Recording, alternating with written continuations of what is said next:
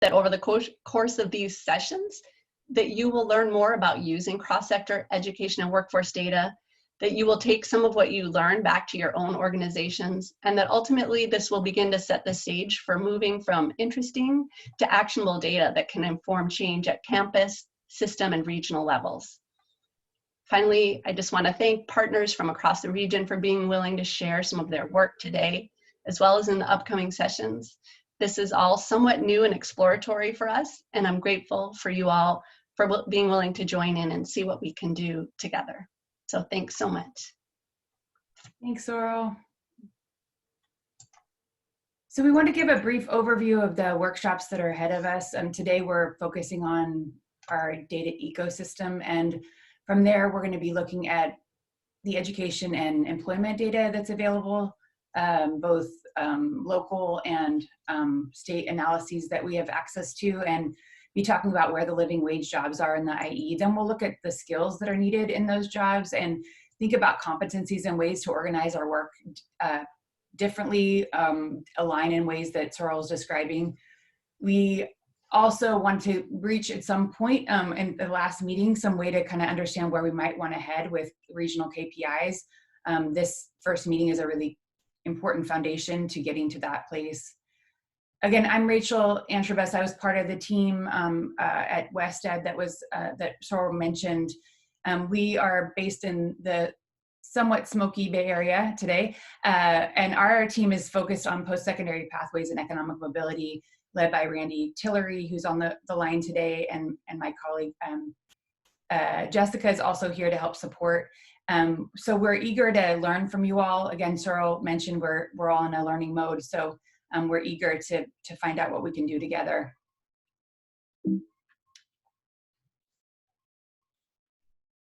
So to get started, we want to dig into this question, which is, what do you think the annual salary is in the IE for a family of 4? If we talked about 2 adults, 1 school-age child, and 1 teenager to live comfortably.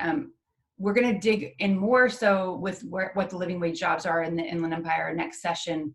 But we want to get our eye towards this question, and that we're trying to drive towards pathways that can lead to these jobs. So make a note of what you think the number is. If you can write something down, we're going to talk about it in a few minutes.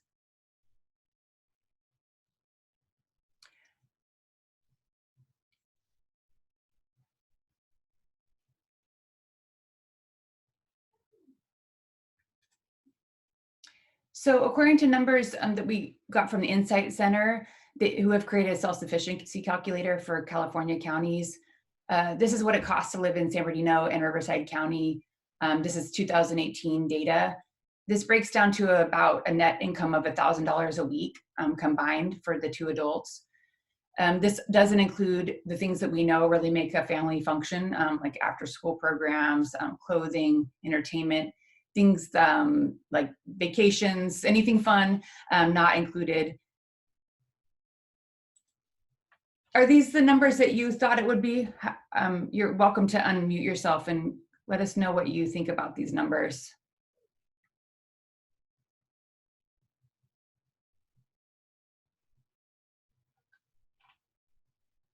More or less?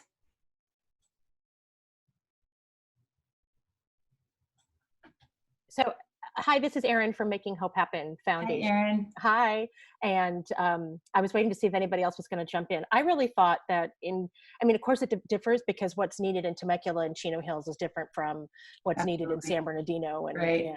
and Paris. So I put it between 40 and 60,000 a year, depending on where. Okay. So kind of in the zone. Yeah, absolutely. This is aggregate numbers. So the counties are obviously really diverse in income levels. This is the average. Any other thoughts about, is this close to what you thought it might be, more or less? Anything about the additional costs that would actually take for a family to live beyond the basics? PlayStation and iPhones not included, for sure. Okay, so let's move on. We want to cover and talk about the question that brings us all together today. We're not going to dig in again deeply to the living wage jobs today, but we want to think about this question as we're moving throughout these sessions. This is the one that brought us to this place where we want to work together over the next few months, a few hours on Fridays, and we want to keep kind of unpacking this as we understand more data. We're all going to have a piece of this data to understand fully what's going on, and today we're just going to look at understanding the broader context to see what the data system looks like in the IE. Before we go further with this question though, we thought a more appropriate one would be this one, which is much more personal, but one that I think resonates with most of us, which is how did our trajectory work? How aligned was your major in college to what you've eventually landed in with your career? And we're gonna do this poll thing. Okay, so take a look at this poll. I'm gonna try to get at least half of us to respond. So how aligned was it to your eventual career? So college major.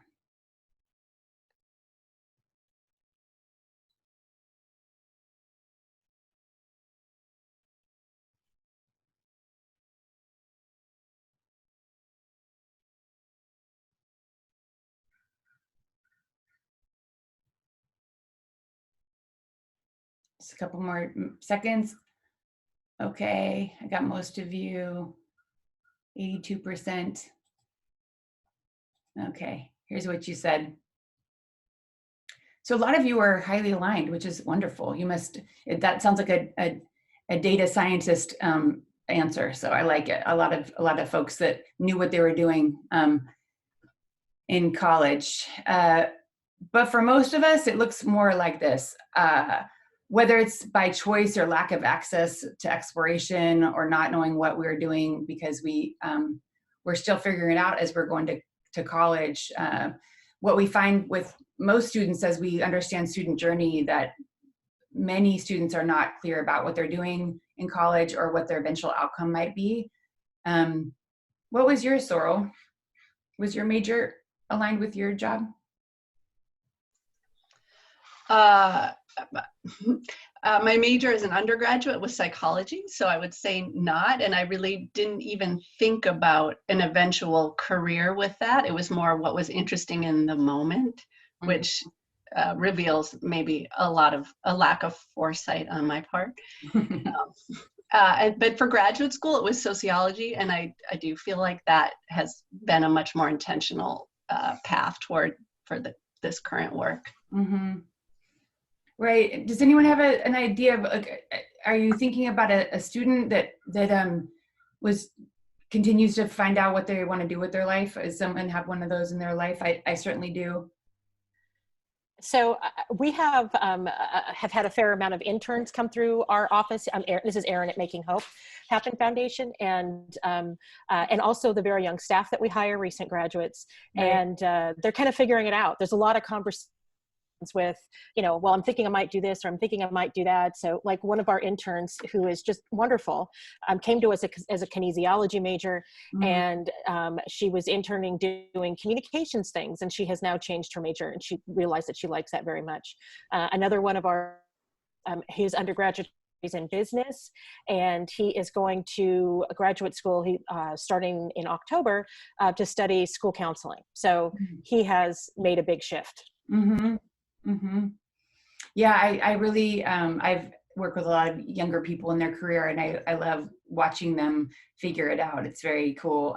I just got a call the other day from a young person I used to supervise who majored in biology, but landed in college access in the job that we were doing together. And now he's doing user experience. He's doing kind of more tech job, moved back home to Seattle. And listening to how he pieced it together, it was fascinating because he really made his own journey through learning what skills he had and what he wanted to learn. It's really cool to watch him grow. It is very cool. I want to think for a moment, though, about how students in the IE might differ from what we've experienced. A lot of times we find that many of us inform the work that we do by the experience that we had.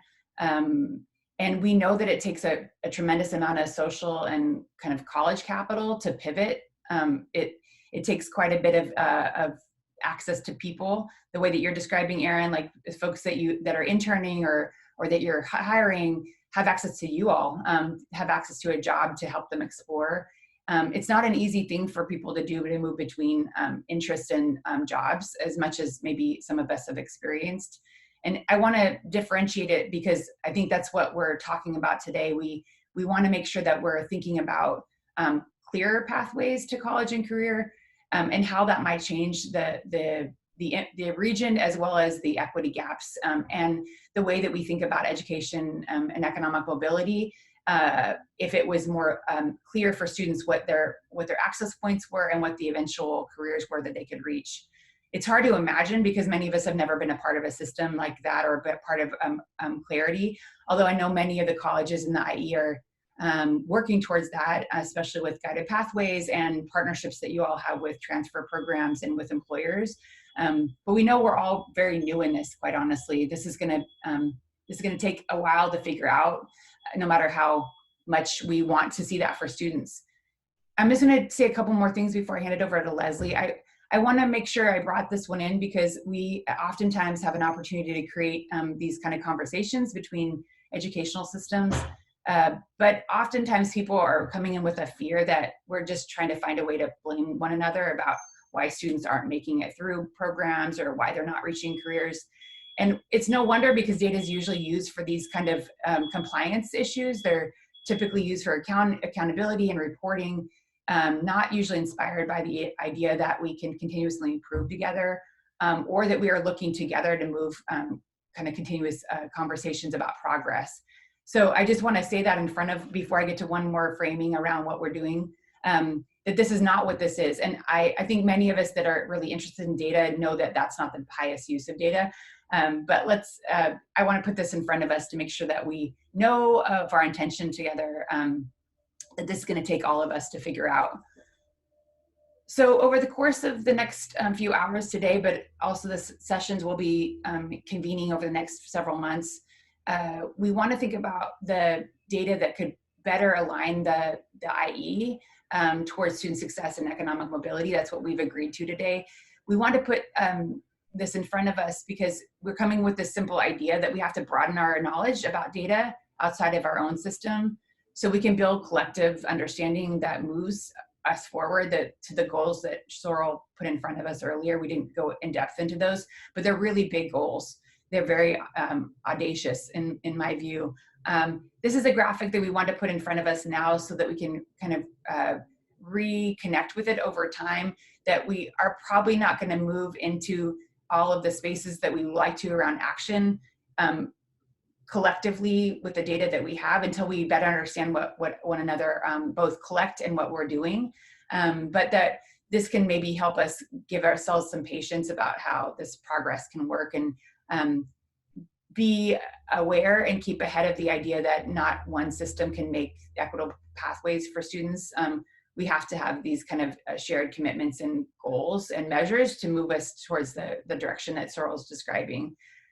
Collective action is really challenging to do unless we build and strengthen what you all have already done in the region around trust building and sharing. So one more slide about what we're going to do together. And I want to say a couple of things about how we've set up this call today.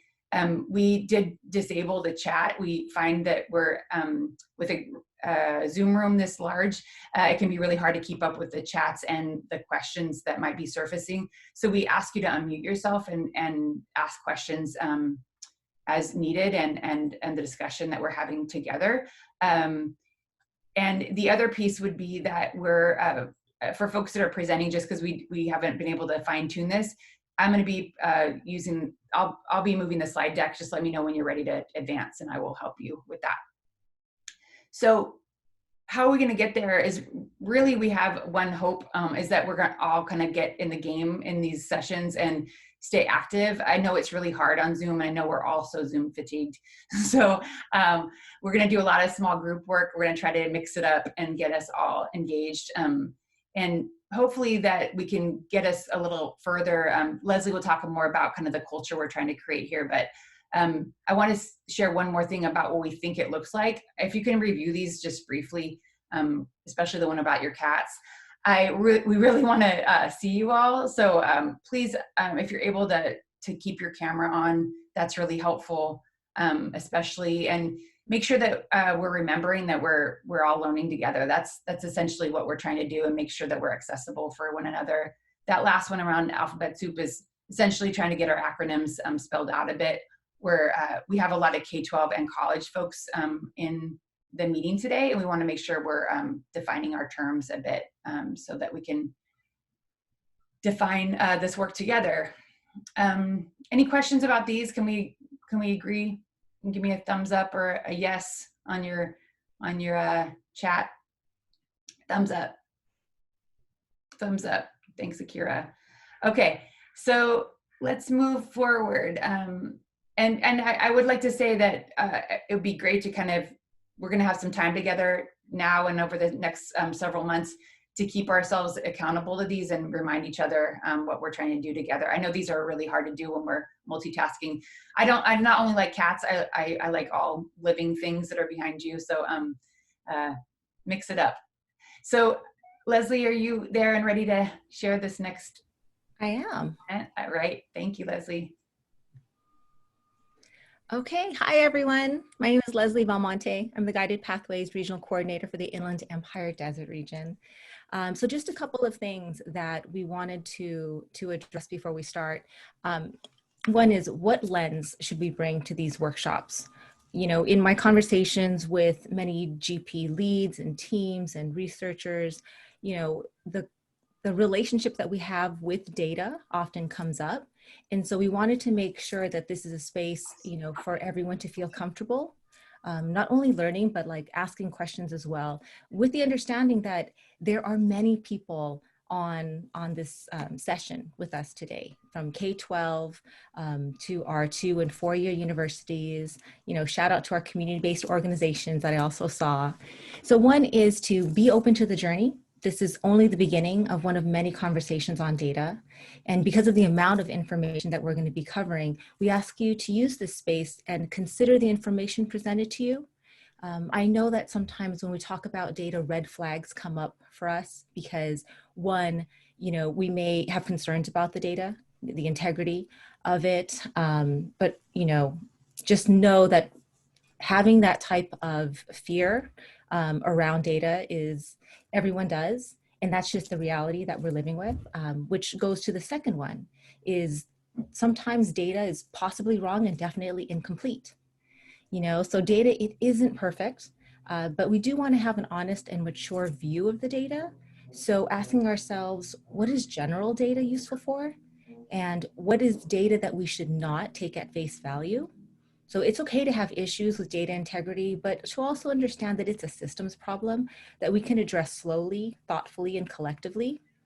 You know, for example, who enters the data owns it, the process of how data flows through an organization. So ask ourselves, like, what is within our control to fix? And then how can we move forward in fixing that? Possibly together if you feel like you need extra support. But truly allowing for data integrity, it requires that we see data for what it really is and then take action to help and improve it. Another one is, we don't know what we don't know. So, you know, we don't know all of the K-16 institutional segments and the groups and, you know, how they're struggling with data, but it's important to promote and demonstrate humble skepticism. So a couple of questions that we'd like for you to consider. What does it mean to bring an equity lens to this work? And Gio's going to go into that a little bit more later. But for example, we understand it's not just about the numbers. You know, it's also about the lens that we bring to this work. Over the past couple of years, we've seen a shift in the use of terminology from achievement gap to opportunity and equity gaps when we refer to the difference in academic performance between students from the low income communities and those from more affluent ones. because we know that achievement gap unfairly places blame on students from low-income communities. And then what does it take and mean to be the best consumer of data? And how do we do this? So we take it with a grain of salt. We understand that, different sources and the potential pushbacks. Another one that it reminds me of is the physician's oath, do no harm. So we understand not to use data and information to marginalize people, but we still have to address, how could it be used in a bad way? And then how do we prevent that? The last one is, how can we continue to improve the system? Well, we acknowledge that we're doing our best with what we have and that we're always aiming to improve. So I encourage you to view this work like Virginia Moran, the Executive Dean of Institutional Effectiveness for Victor Valley College.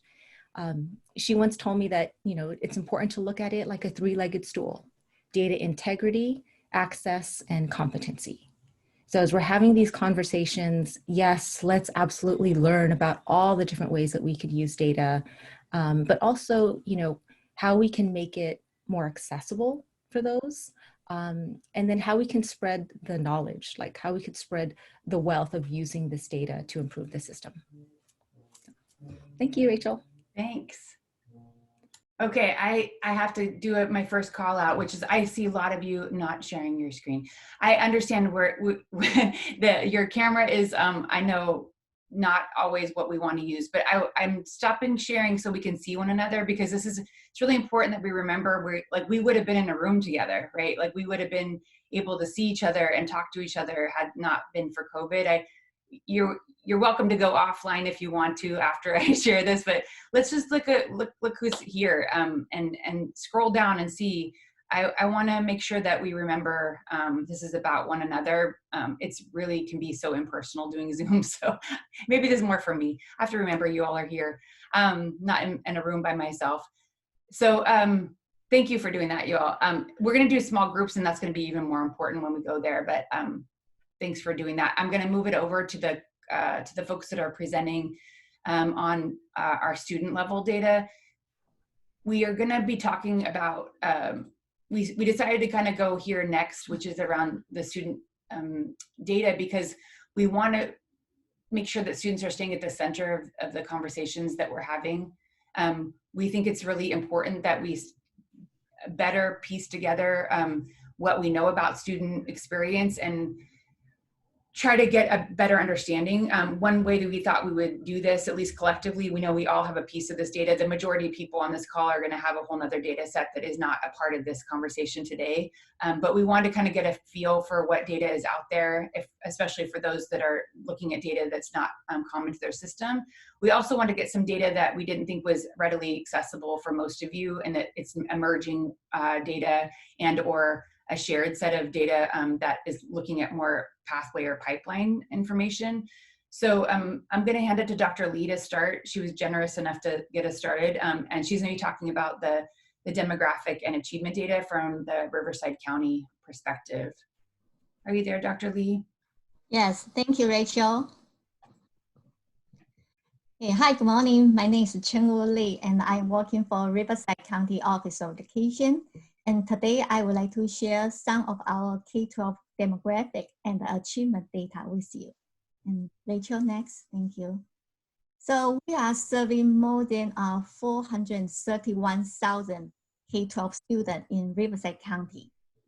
64% of our students are Hispanic and 20% are white students. About 2/3 of our students are socioeconomically disadvantaged. And that means those students who are either receiving free reduced lunch or none of their parents has a high school diploma. And in addition, 17% of our students, they are English language learners. Next.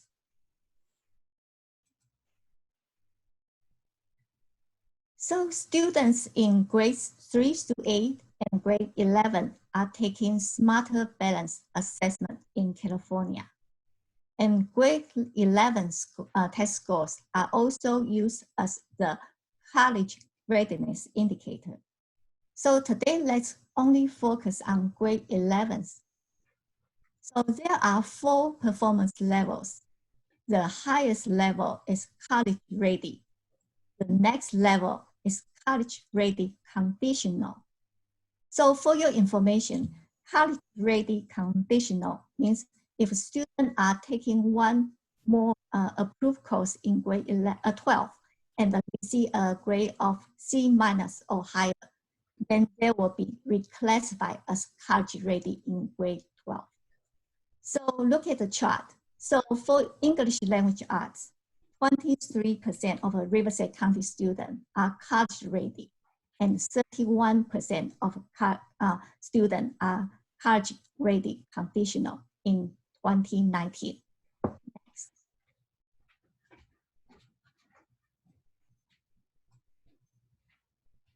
So this slide is for the math. So when you look in this chart for 11th grade, so only 9% of our grade 11 students are college-ready, and the 18% are college-ready conditional. So in other words, 3/4 of our students are not ready for college in math for 2019. And just remember, these students, they are this year's college freshmen. Next. So we also see the significant gaps among student groups. So in this slide is for English language arts. So you can see the difference among each student group. And also you can notice the female students are outperforming male students in English language arts. Next, please. So this slide is for math. So you can see very similar pattern, just like English language arts. So we also see the achievement gaps, the gaps among student group. Next, thank you. So for Riverside County, we are using student tracker services to track our high school graduates. For the last 8 years, our college going rate has increased by 10%. So right now we have around 61% of students are going to college. Next.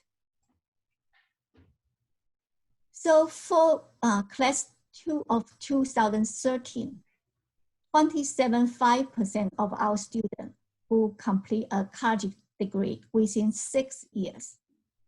And also around 15% of our students, they complete a college degree within 4 years. Next, please. So when we review the college completion rates by institution, we found 9.5% of our students complete a 2-year degree, and 18% complete a 4-year degree within 6 years. So that's a brief overview for our achievement data. So for your information, at this time, we don't have any reliable system to track our student employment and the military rates. So therefore, I'm looking forward to learning from you during our collaboration on how to better tracking and serving our students in Riverside County. Thank you. Thank you, Dr. Lee. So we're going to kind of hold the questions for the end, unless there's anything that you want to get clarity on with Dr. Lee's presentation. Any clarifying questions for her? I have a question, and I'm not sure if this is the right time, so we can table it if we need to. I'm wondering how much of the low performance in math is due to the shift in how it's taught with the introduction of Common Core, and how much is just that the students, for whatever reason, aren't getting it, and do we know the difference? And for your information, right now we are partner with UC Riverside to conduct those studies. So once we find more information, then we'll share with you. So we'll compare our achievement between before the Common Core and after the Common Core.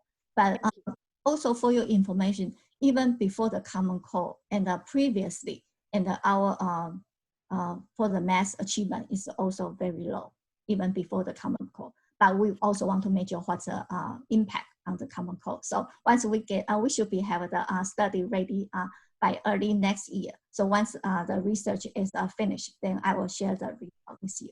Thank you very much. The question. Any other clarifying questions? If not, we're going to move into Yvonne. Dr. Levos is going to share her student voice data. Hi, everyone. All right, so talking about the student voices study, for the next slide, this was actually a unique study done in that it was a student-initiated study. The Region 9 Student Senate, that's all the Inland Empire and the Desert colleges, they identified a need to have a study that was done from the student perspective and topics that students believe were essential for their success. So it's a little different from the other data that you're going to be seeing today, in that this is really a very deep dive, qualitative, 3-day intensive study. And this really looked at everything from before students ever stepped on their campus all the way to present day and the impact of COVID-19. It was a representative sample. I only have 5 minutes, so I can't talk in specifics, but it was representative of race, ethnicity, those above and below a living wage, our younger and older students, CT, associates, etc. And it's also unique in that all the findings from this study were student generated, and all the recommendations come directly from students. And so I wanted to include I wanted this to be part of it just because it's a different look at data. And I'm just going to talk about sort of 3 things that may surprise you about the Inland Empire's community college students. Next slide. All right, so the study itself, basically students identified all the gaps and the gatekeepers to the information that they need to succeed. And this was, guided pathways, student services, student activities, the classroom, you name it. I mean, when you talk about student journey, 3-day intensive, lots of data, they identified lots of things. But they also identified for every problem, they identify, solutions to them. So, and the nice thing is students, they come up with way cheaper ideas than we would actually ever come up with ourselves. All right, next slide. So, one of the interesting things we learned in the study that I was not expecting was that we found out that mobile is primary. I think most of us in here, we think and go, well, of course, I use my mobile phone all the time. Heck, I've got my mobile phone right next to both my laptops and my monitor. But for more students, this isn't actually the case. A lot of our students don't, in the Inland Empire, they don't actually own their own laptop. They have a shared family laptop. They're using library loaner laptops to do their assignments.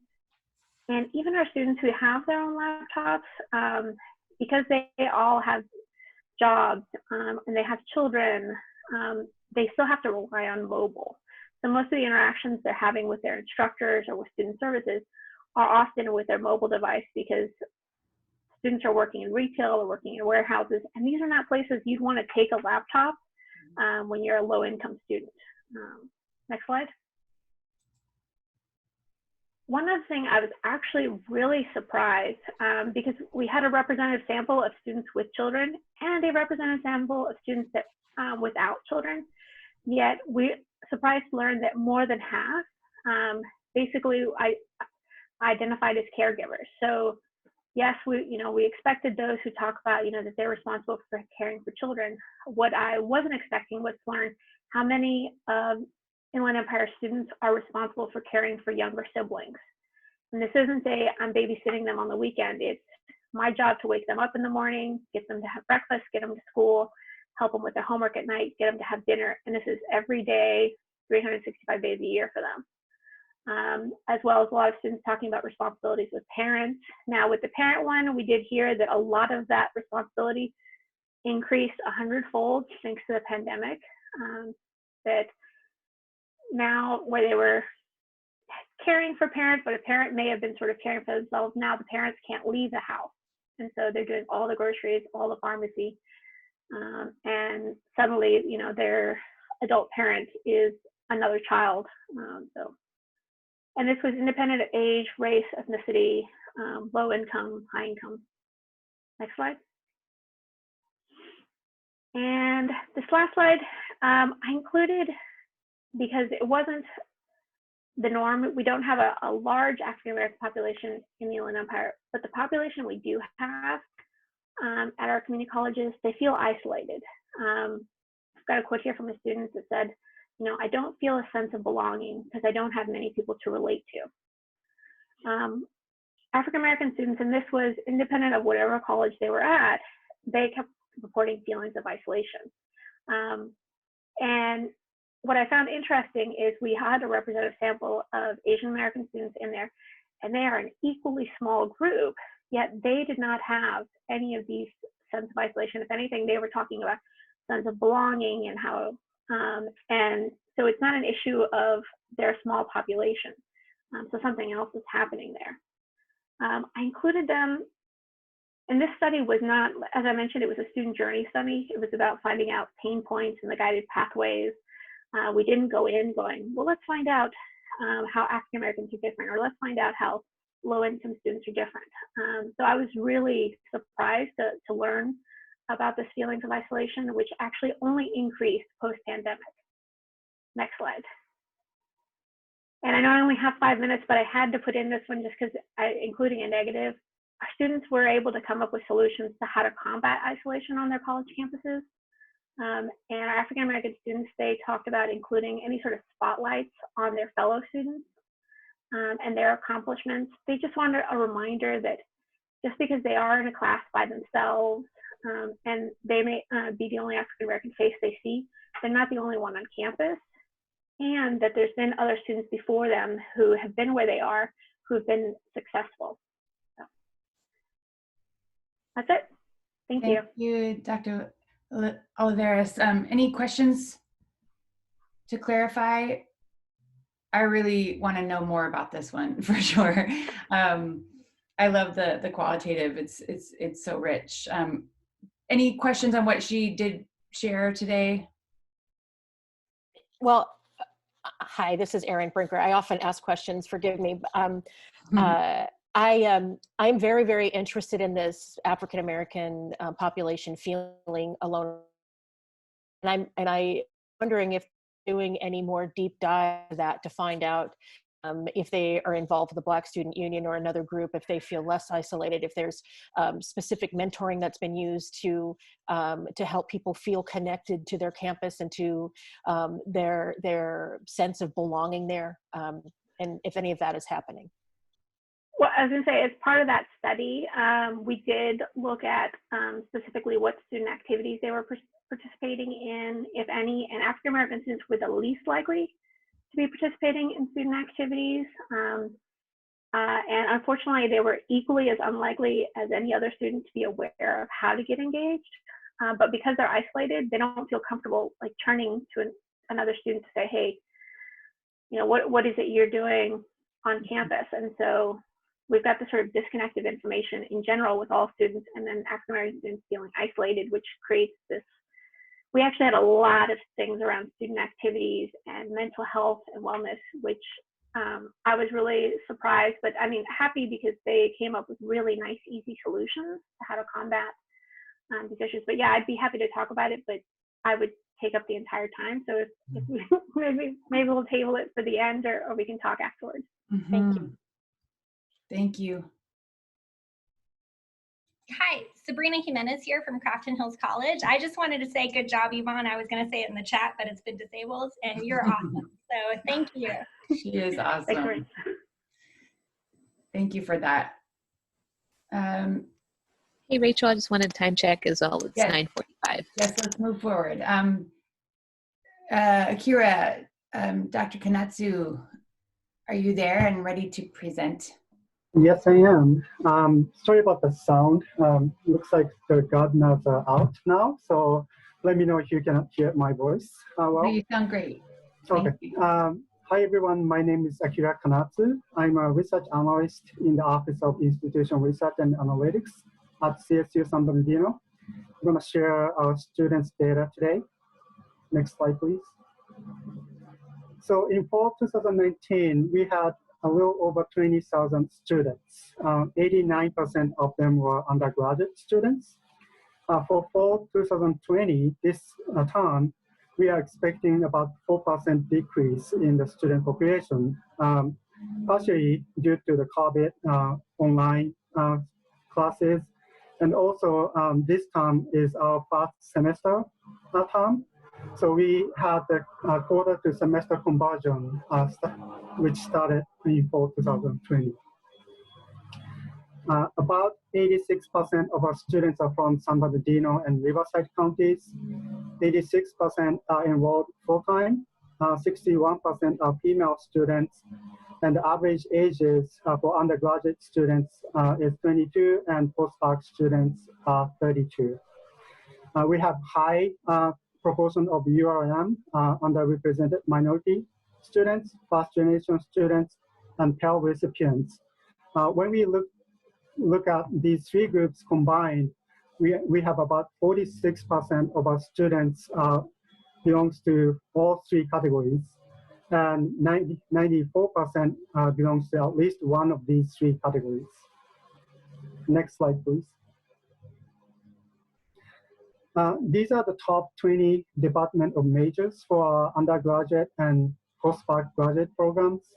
For postdoc and graduate programs, the largest program was the Teaching Credential and Certificate program in the College of Education. All other programs listed are graduate programs. Next slide, please. For our undergraduate students, about 63% started as first and freshmen, and 35% started as transfers. And these are the top feeder scores for fall 2019 cohorts. Next slide, please. Looking at our fall enrollment historically, we increased our student population by about 18% since 2011. And I apologize for the misalignment of the numbers. I wasn't able to fix it this morning. Sorry about that. But the most important part is we increased the number of new transfers and first-time freshmen by a lot since 2011. For example, our new transfers almost doubled since 2011, 93% increase for new transfers. And for first-time freshmen, we increased by 36%. So new incoming students represented about 20% of our student population in 2011, but 27% in 2019. And this increase in incoming students were made possible because we graduated more students. So for example, from 1819 to 1920, we increased the degrees by over 600, which is about 13% increase in one academic year. Next slide, please. So this is the last slide I have. This is alumni data that we received from MZ. We contracted with MZ last year to get our alumni data. We sent them all our graduates since 1967, and MZ was able to match about 32% of them to their online profiles and resumes, which ended up with over 34,000 alumni data. And this is unique number of students. So some of them might have completed both bachelor's degree and master's degrees from our institution. The middle top chart is the alignment between our majors and their careers. So overall, about 58% of our alumni are employed in the field of their study. And this number increases to 65% if we limit their jobs to that started after, at least after 1 year after their graduation. This is important because this data includes more recent graduates as well, who might have not updated their online profiles or have continued their jobs or positions that they had before graduation for a while.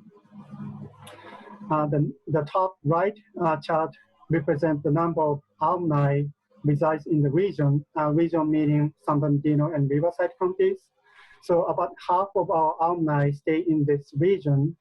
But when we look at only the last 10 years of graduates or alumni, 62% still resides in the region. And looking at their estimated and potential wages, our alumni have 59K as estimated wage and 74K as potential wage. This again increased to 67.7K for the estimated wage and 81.9K for the potential wage when we look at only the jobs that they started at least 1 year after graduation. And that's it. Thank you. Thank you. Wow, 1967, that's quite a data set. That's our first graduate year. That's yeah. wonderful. Well, I graduated from Cal State San Bernardino, actually, so it would include me. I graduated in 98. So I wouldn't think the data would go back that far. That's wonderful. As long as you have online profiles, you are in here in this data. Any questions for Akira?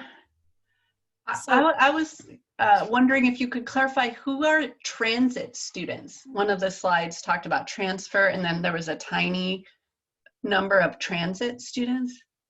Yes, about 2% of our undergraduate population is transit students. Some of them are high school students taking college courses. Some of them are, I believe, open university students who are taking stateside courses. So it's a very small proportion, but they are not matriculated or not working for a degree or institution. So I'm curious about the ones who, the 62% who reside in the region. Do you have that broken down by city? That's a good question. I know we have the counties that they reside in.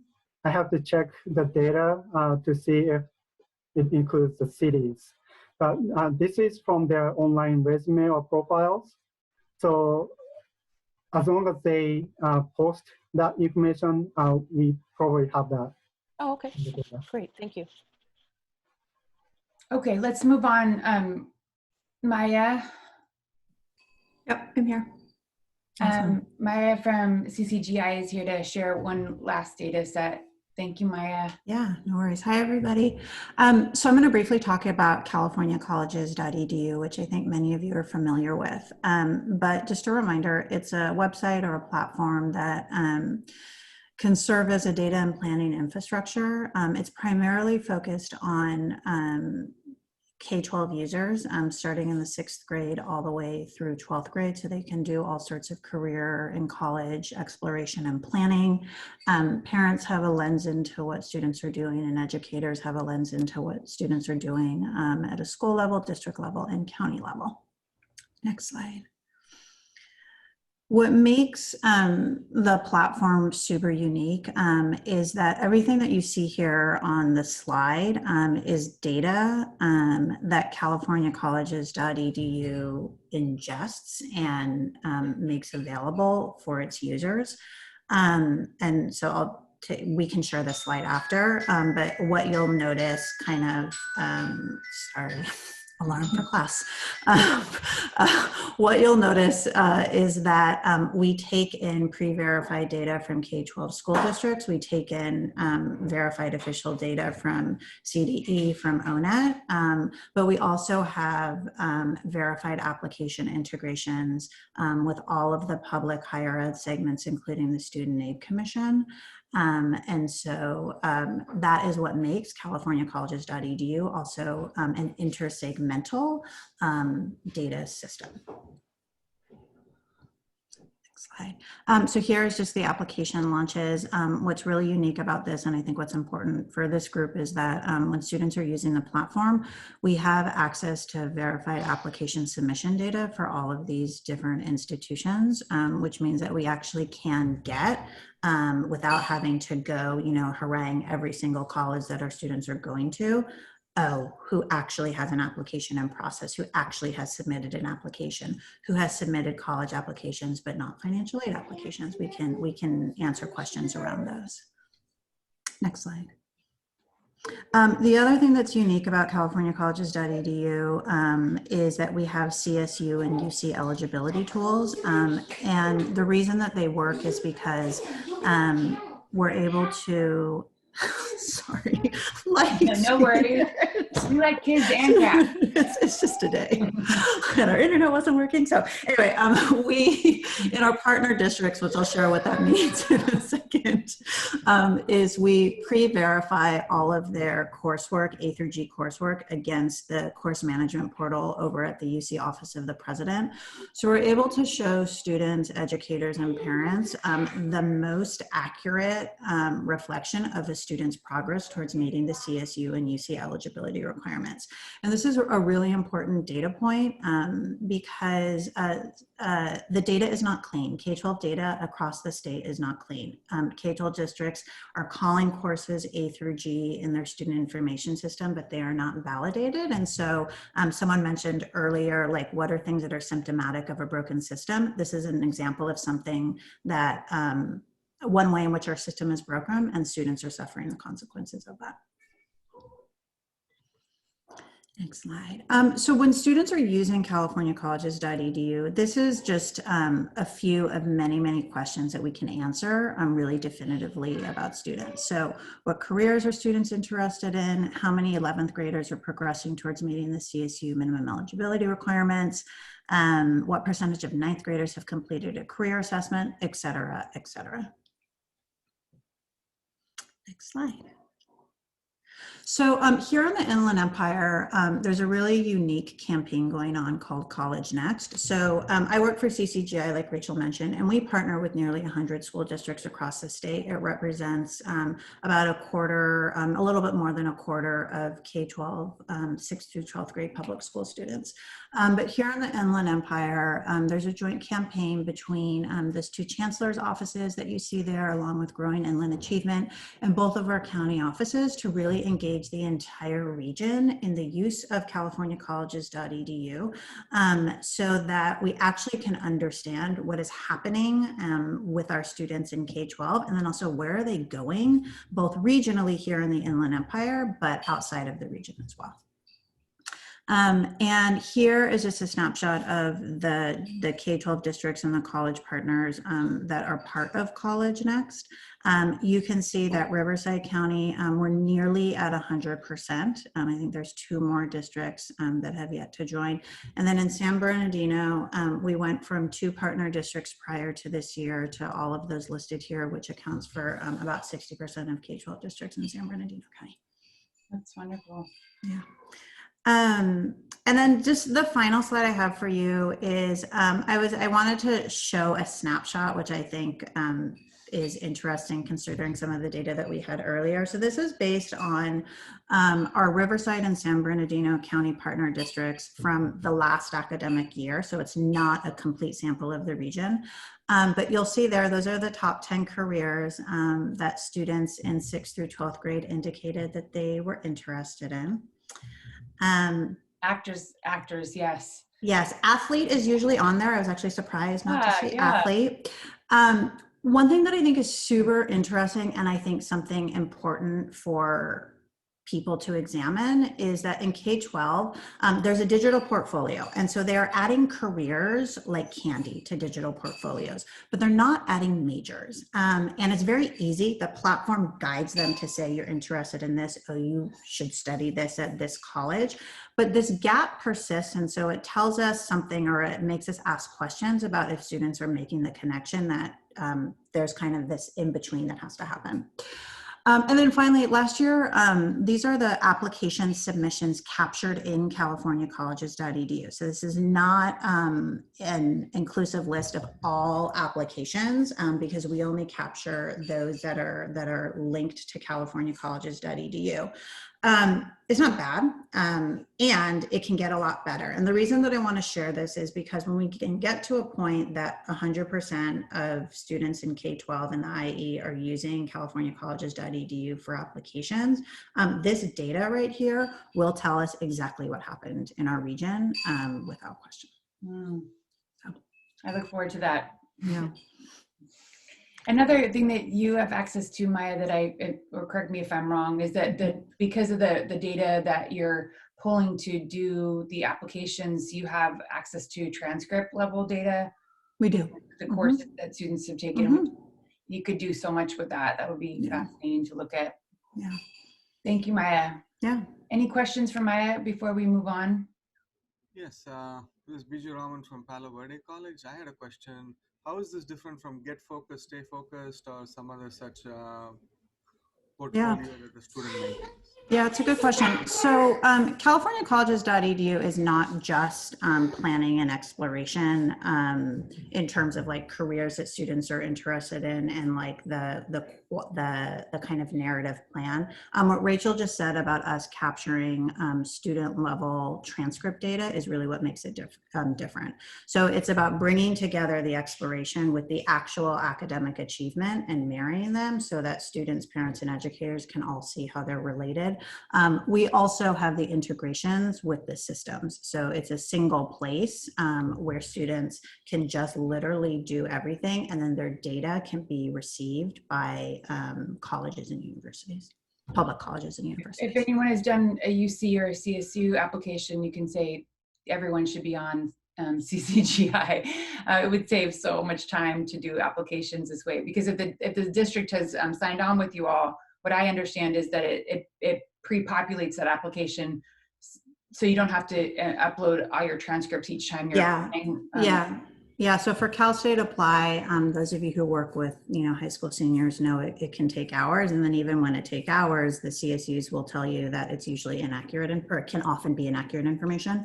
Rachel is right. It's really simply with a click of the button, all of the pre-verified transcript data comes in, and so a student doesn't have to enter that long section of their courses. So you can complete applications in less than an hour very easily.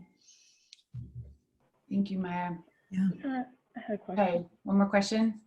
Yeah, I just wondered, does it go backwards? So let's say you have students who have already applied through CC Apply. If they created this account over here and loaded their data there, would it then connect their previous application to their new account? Yes, hold on, I want to see you. I saw you talking. It's easy. Oh yeah, there you are, teacher. Maybe. So when students launch CCC Apply from within CaliforniaColleges.edu, hard match no matter what to their CCC Apply application. If students start CCC Apply at a CCC Apply application, if we can match their CDE data, which we often can, about 70% of the time, yes, then we can make a hard match and then they'll show up in the reporting. Yeah.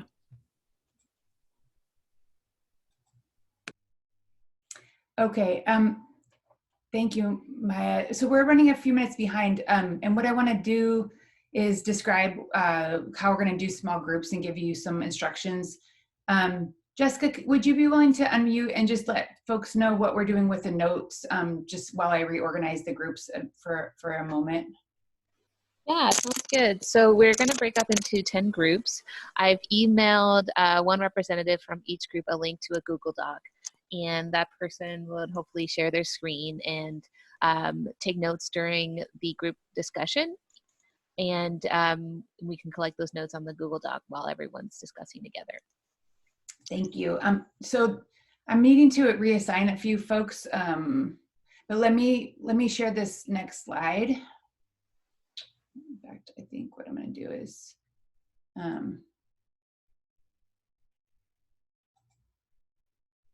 one second. Sorry, everyone.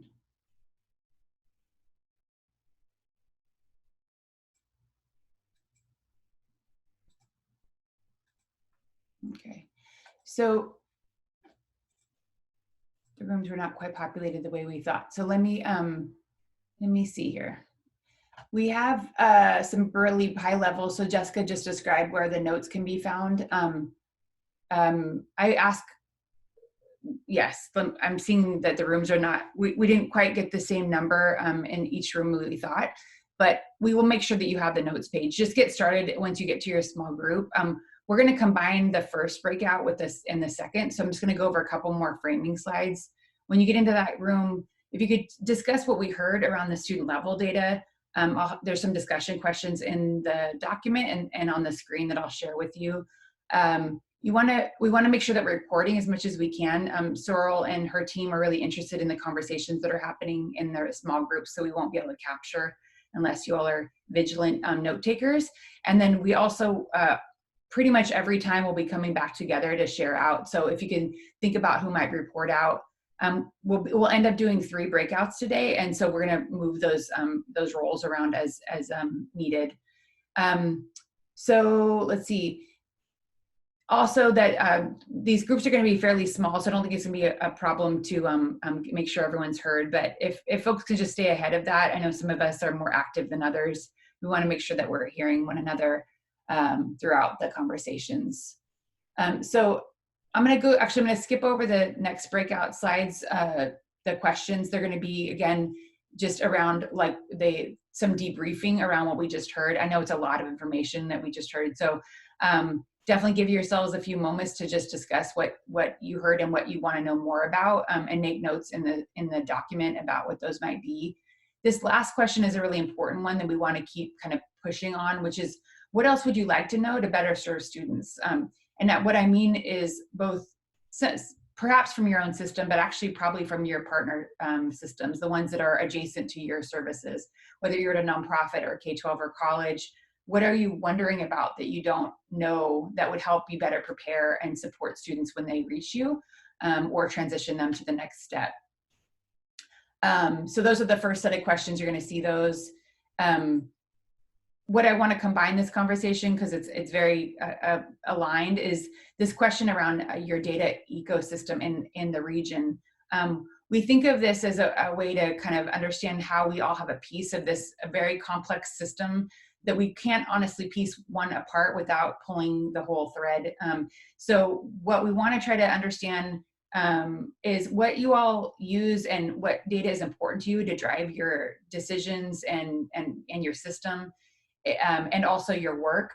We want to keep it at student level. So what are the things that are important to you to know about students to measure and understand progress? Again, the questions will be in the breakout rooms. But we're hoping you can, when you get to your rooms, you can talk about these questions, which are naming the measures that you think most inform and drive your work, your organization. I sent this question along a couple of days ago, so hopefully you have some thoughts in your mind. And also to remind you all that we had that amazing kind of summary from California Competes that has a lot of data in there already that we think is really important that we know and keep in front of us. Some of the measures you share might be already in there, or ones that you've already stayed aware of. Just to remind you that exists. It has a lot of really important baseline data for us to know across the region.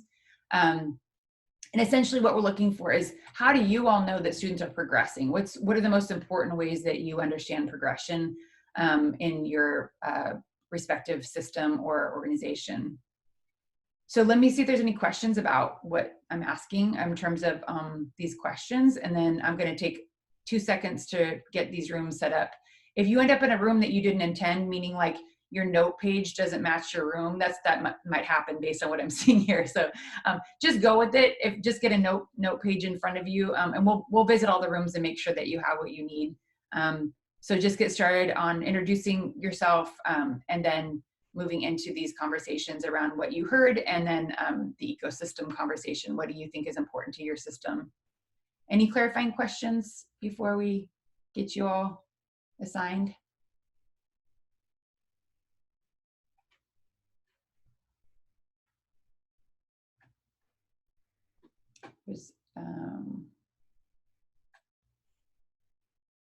Okay, so I'm gonna get these launched. Some of these only have one person, so I'm gonna take 1 second to pull people into different rooms. Just one moment.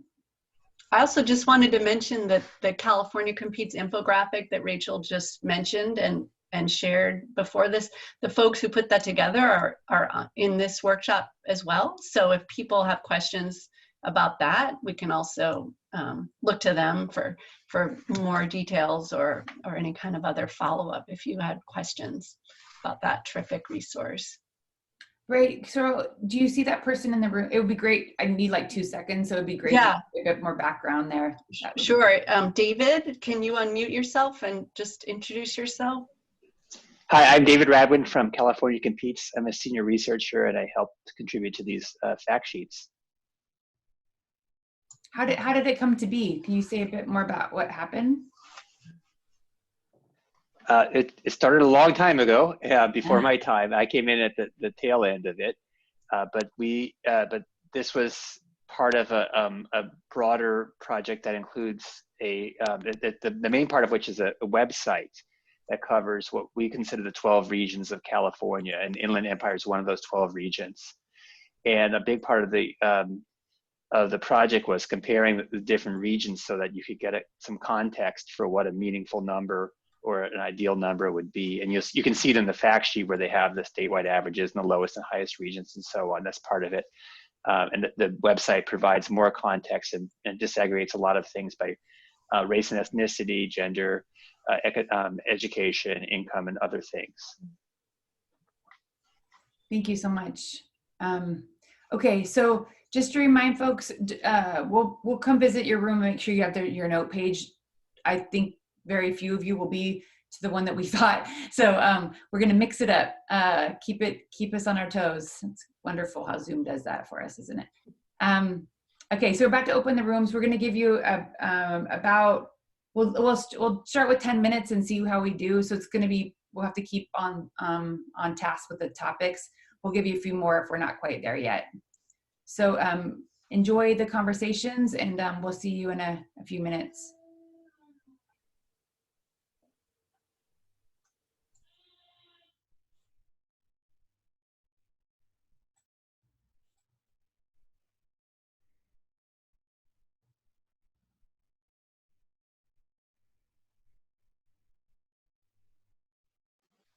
Rachel, do you want to start at the last one and then work your way up, and I'll start at the first one and work my way down? Yes, hold on one second. Let me make sure that everyone is a room. Okay, yeah, just you and I and Randy are out, and Carol. Can you see do you have access to because you're a co-host, so you can see the breakout rooms, right? Yes, I can see them. Actually, I just see that I'm assigned to room 5. I don't see all of them. Okay.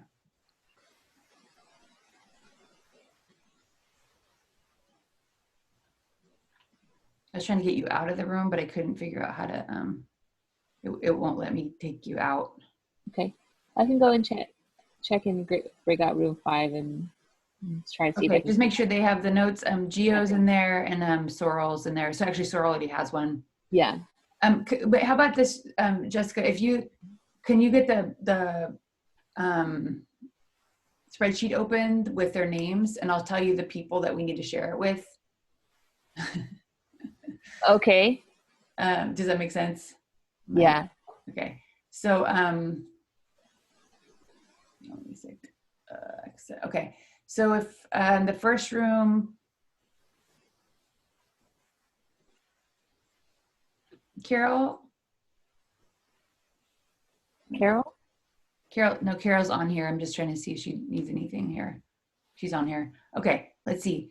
The first room has Bijou, Deidre, Gloria, Stacy, Shujin, and Veronica. Do any of those folks have it shared already? Wait, let me just share my screen. So the yellows should have the link already. So can you repeat the names? Bijou, Deidre, Gloria, Stacy, Shujin, or Veronica? Stacy. No, Deidre, did you say Deidre? Mm-hmm. Deidre should have it. Deidre has it for 5. Mm-hmm. Okay. So hers is gonna say 5. Okay, so next breakout, Andrew, Arlene, Eartha, Karen, and Michael. Michael has it already. Michael has it, but it's gonna be labeled 4. So Deidre for 1. Michael for 4. Okay, David, Dina, Amelia, Elaf, Melissa, and Michael. You said Michael again? Michael Richards. This one might not have it. Can you say the names again? David, Radin, Dina Walker, Amelia, Elaf, Melissa and Michael. – Yeah, no. Okay, Who do you let's want me see. to send it to? Who's Dina? Dina's fine. Oh, California Competes, actually, the guy who just presented, maybe. What's his name? David? Mm-hmm. I can find him. He's not on here, it doesn't look like. Not on Okay, my list. so how about Amelia?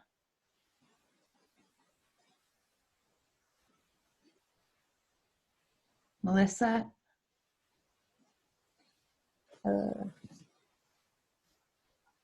This one? Chafee?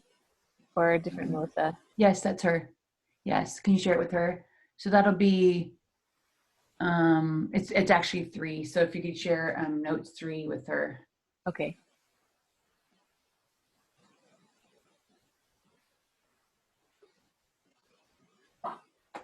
Okay, next one would be Carrie, Chenwu,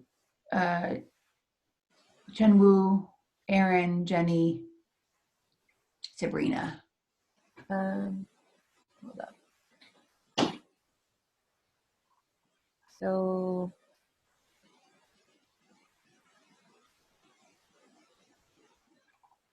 Sabrina. You want, yeah. Dr. Lee has it already. Okay, we have that one. That's 4. And she would have had been assigned 6. Okay. Breakout 5 is Geo, James, John. Sorrel already has it. That's 5. That's one where you would have been at, right? Mm-hmm. And she would have had 1. She would have number 1. Okay. Yeah. And breakout 6 is Akira, Andy. Akira has it for 7. 7. Okay. Okay, wasn't too bad. There's only 7 groups, so that's it. Okay. I'm gonna see if, can you just check on 5 and see if they have it open, and remind Sorrel she doesn't have it open. Sorrel's working on number 1 now. I Okay. can see her typing. She's on there. Okay. I think so. Wait. Yeah, Geo, Sorrel. So I'm gonna go and visit the other ones and see how they're doing. yeah. I'll be back. Let me send number 3 to Melissa. Okay, thanks. Mm-hmm. A single kind of arrangement. So I would definitely advocate for that, and based on what information was given, reach out to the African American population, engage them in the African American Student Union and other activities that are already happening on campus if you don't have Emoja or some such program. So I think these are all good things to invest in. I'm sorry to interrupt. I just want to let Deidre know that you have the notes page. We emailed it to you. Yeah, I have it. Thank you. Wonderful. Thank you. I'll be back if there's anything that you need. How much time do we have left? We have 7 more minutes. Oh, okay. We're good then. All right. Thank you. Thank you. So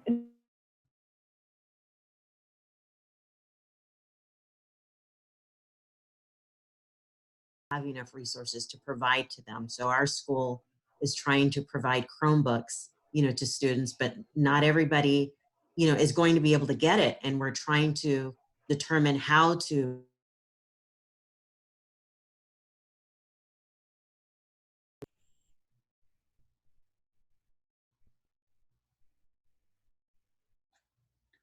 Okay, folks, we're going to get restarted. If you could let us know that you're here.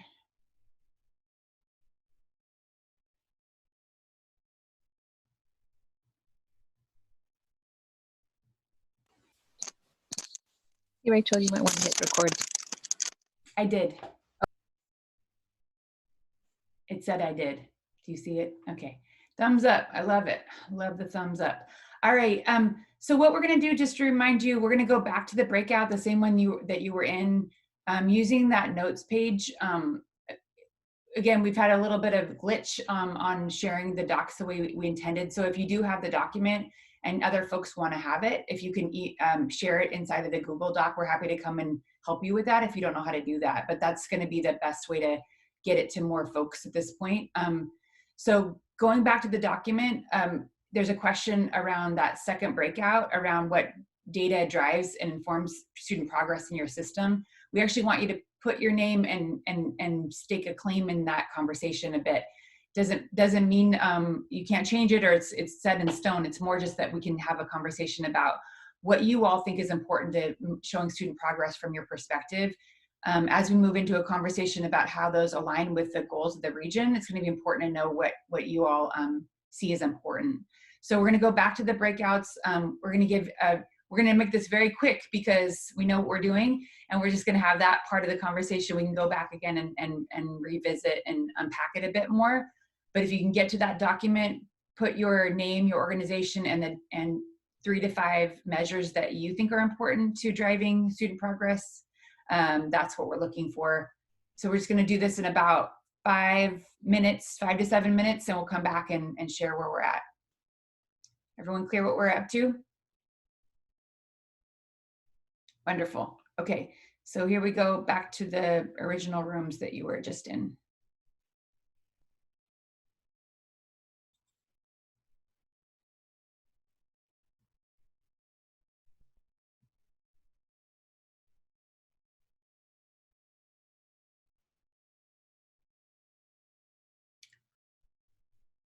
The folks that were unassigned, I think it might be because you logged off. Can you remind me what the folks that you were with, and I can put you back where you were? I was in breakout room number 1. Who was that? I'm sorry. We just Deidre, Bijou. I'm sorry. Who just spoke though? Veronica Smith. Veronica. Sorry, you were with Deidre. You were breakout 1. Okay. Okay. Thank you. Mike, which one were you in? Are you in there? I'm sorry, Mike. Group 2. Group 2. All right. Ginger, had you been in a breakout yet? Not yet. Okay. Arlene, were you here earlier? Hi, I was in breakout 2 with Mike, and I believe there's another one. Where is she? Breakout 2? Yeah. Ursa and okay.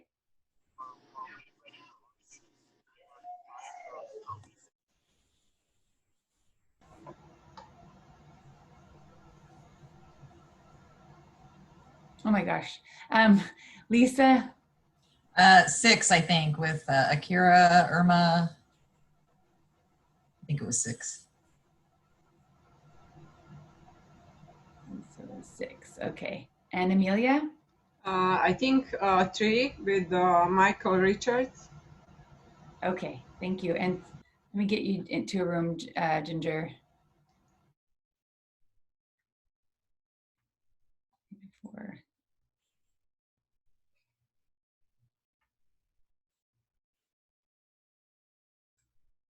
Okay. Carrie? Oh, you just haven't joined yet. Okay, you're in 4 when you're ready. Okay.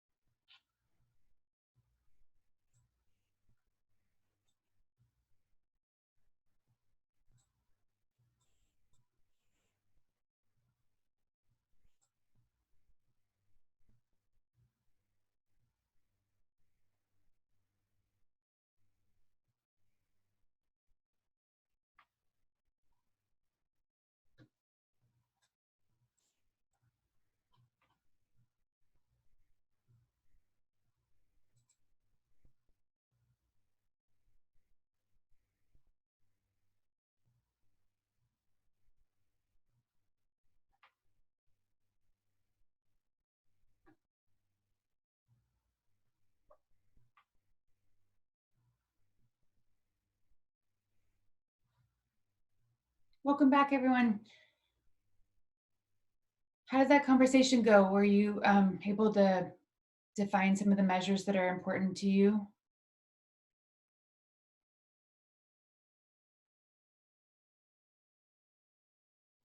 Yes, we were busily writing them in the sheet. I appreciate that. I know there's a lot to do all at the same time. Are folks able, they were able to access the document and get the majority of the measures in there that they wanted to? Everybody good on that conversation?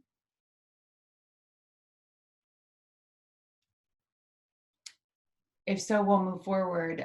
We have just one more point that we wanted to move into this discussion before GIA presents on the kind of case study from the community college system using disproportionality. And this is the point around leading and lagging indicators. So most of you are probably familiar with this concept. It's borrowed from the field of economics and business, and it's helps us understand what is important to our system in terms of contributing progress towards a longer term goal. So it really depends on where you stand. So a leading indicator for one person could be a lagging for another, depending on how far the goal is from your perspective. I put an example in the document for you all to unpack a little bit more, but the idea is that when we call something a leading indicator, it's evidence of progress towards that bigger goal. So for instance, if I'm at a high school, my big goal might be high school graduation.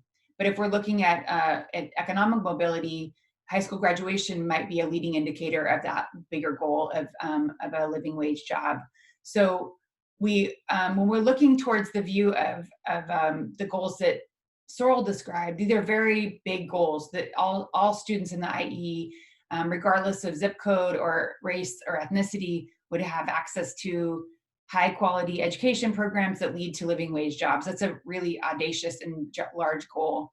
So likely all of our indicators that we could imagine in our individual institutions are going to be leading indicators, meaning they're not going to be that big goal. They're not going to be the ultimate goal of employment or living wage jobs. So when we think about this from this perspective, one example that we often talk about in the community college system is this idea of first term persistence, or first year experience that people put into college programs. The reason why that happens, if you're not familiar with the community college system, is that there's a big correlation between first year and first term persistence to ultimate completion or reaching graduation goals. So many colleges, without even having the deeper data and analysis of their college, rely on this indicator as a movement and towards progression of college completion. So they kind of double down on the programs and the interventions and first term, because it can lead to that lagging indicator moving the needle on that more difficult and longer term goal. So with this idea in mind and thinking about what Sorrel shared around the regional goals, I'm going to just put those in front of us, and they're on the spread, the document, the Google Doc as well. These were the kind of high level goals that Sorrel described that have generated from the region.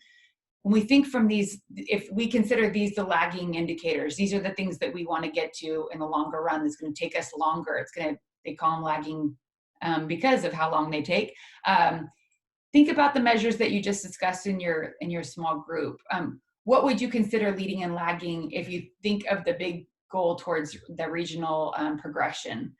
What do you think are the most important leading indicators that you think lead to getting us further along?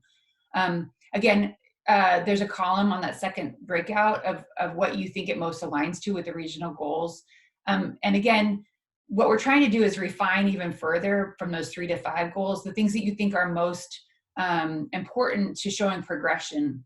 Again, we without having really thorough and cross-system data to show student pipeline, we wouldn't know exactly what these things are. Most of it's our intuition or what we've seen in our systems, but probably it'll be the things that you think are the lagging indicators in your system. For instance, high school graduation is one that we would see as an important one towards moving the whole region forward. So we're going to go back to a small group. This is the last one before Gio presents on equity, and just go back in and have a conversation about leading and lagging. Is that something that you're using in your system, and which do you think are most important when we think about the GIA regional goals? Any questions or comments about that?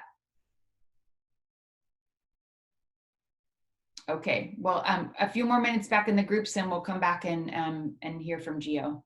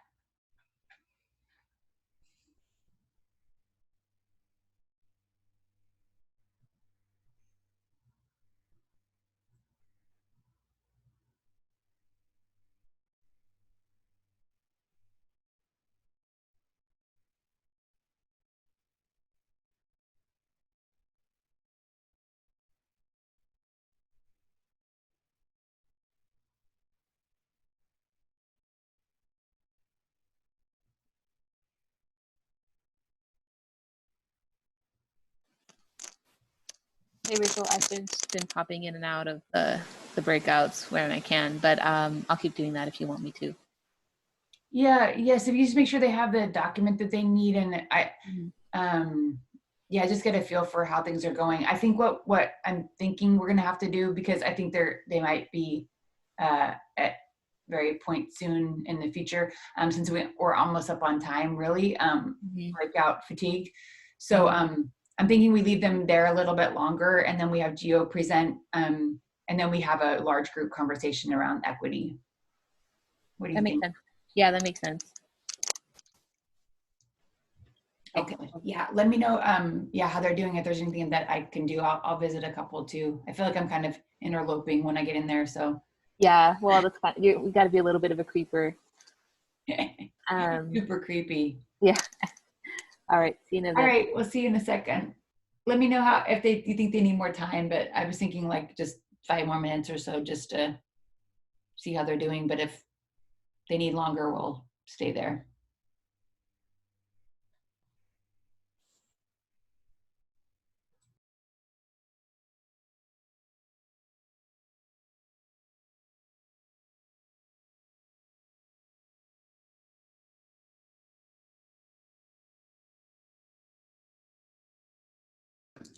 Rachel, you're muted. There's so many buttons on Zoom. It's just overwhelming. Thank you. I think we have about a few more folks missing from the large room. Okay. Thanks everyone for reconvening on that question. How did that conversation go, and what indicators came up as common, or things that were clearly seen as a lagging indicator towards our regional goals?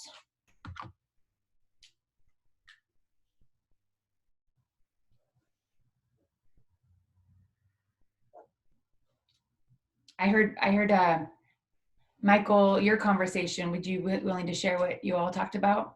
And Andrew? Sure, yeah, we had some really interesting conversations on ours. One that came up was a smarter balanced assessment, which is also known as the SBAC for the K-12 system. So it tests students every single year on their progress in English and math, but it may not indicate how well they'll do once they get into college. We also talked about completion rates. Some of the colleges are now looking at those number of awards that students are receiving, and they're generating awards and certificates based on their achievement, whereas before students may have had to apply for those those awards. So it's in a way, it kind of boosts the number of awards that are awarded with the colleges. We also talked about credit attainment. At 30 units seems to be a measure of how well a student will progress to achieve their AA or AS, which is generally about 60 units. We also talked about something that I work with mine is with the Career Education Outcome Survey. One of the questions that's asked to students as we look at their field of study. We ask them, are you working in your field of study? And it's a fantastic question, but it's sometimes it's very lagged on how it takes, because we have to wait for the student to exit the college. Then we have to administer the survey, and then the survey has to be processed, and then it has to be distributed to the colleges. And by the time it's about 1.5 years, 2 years old at that point. Some indication on how, if students are actually going to work in their field of study after they exit their programs.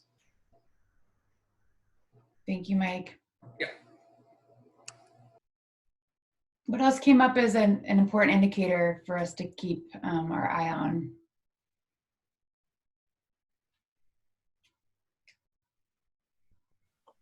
I think we had a little bit of a discussion about the importance, especially right now, around retention persistence rates. Given everything going on, this is going to be a really good leading indicator of how our students are doing and what we could potentially, intervene with given the situation. Mm-hmm. So I think and around student learning outcomes as well.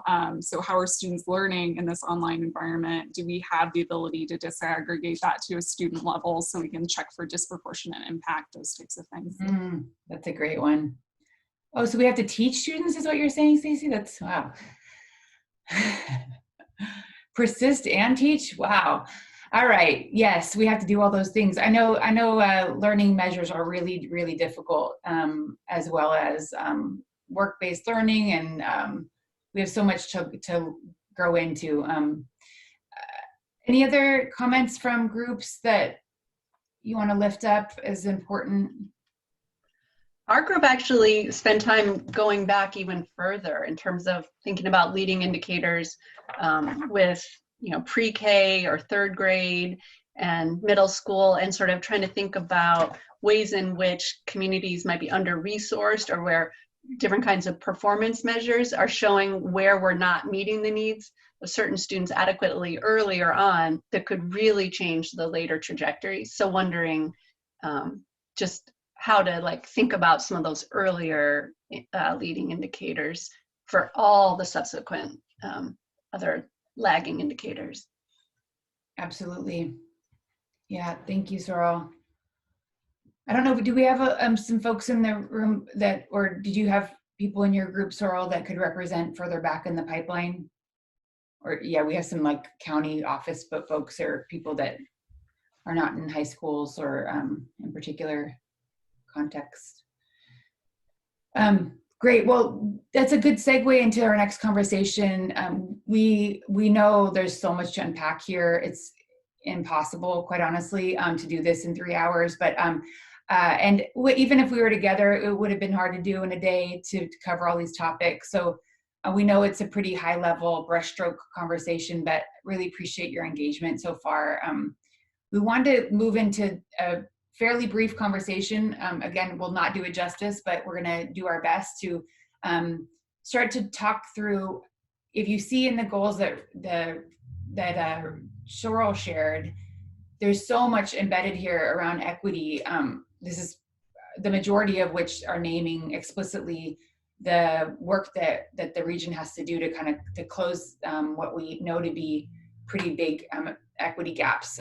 Not unique to the IE, of course, but you all coming together to try to figure this out is somewhat unique.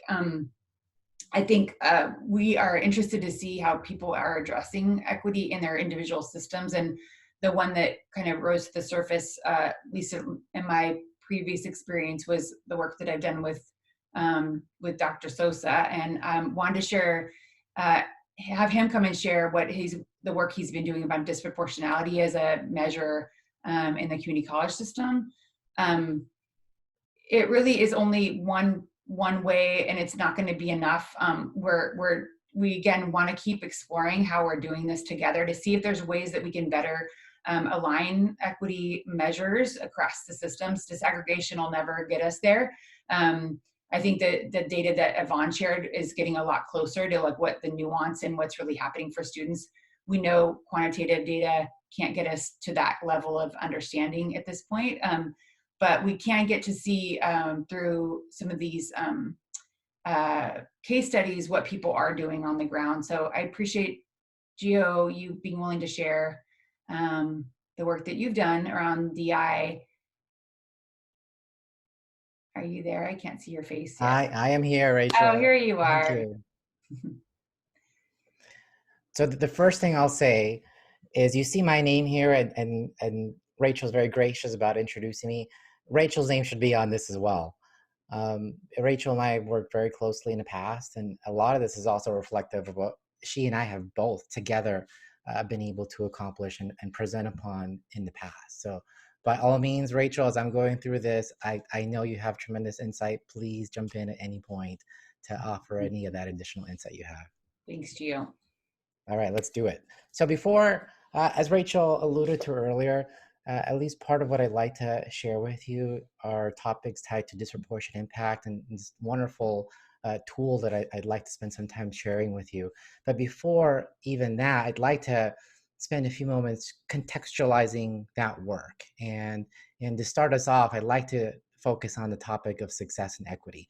This is a topic that is probably not new to anybody on this call. This is a topic that we all are very mindful of as we do the work that we do.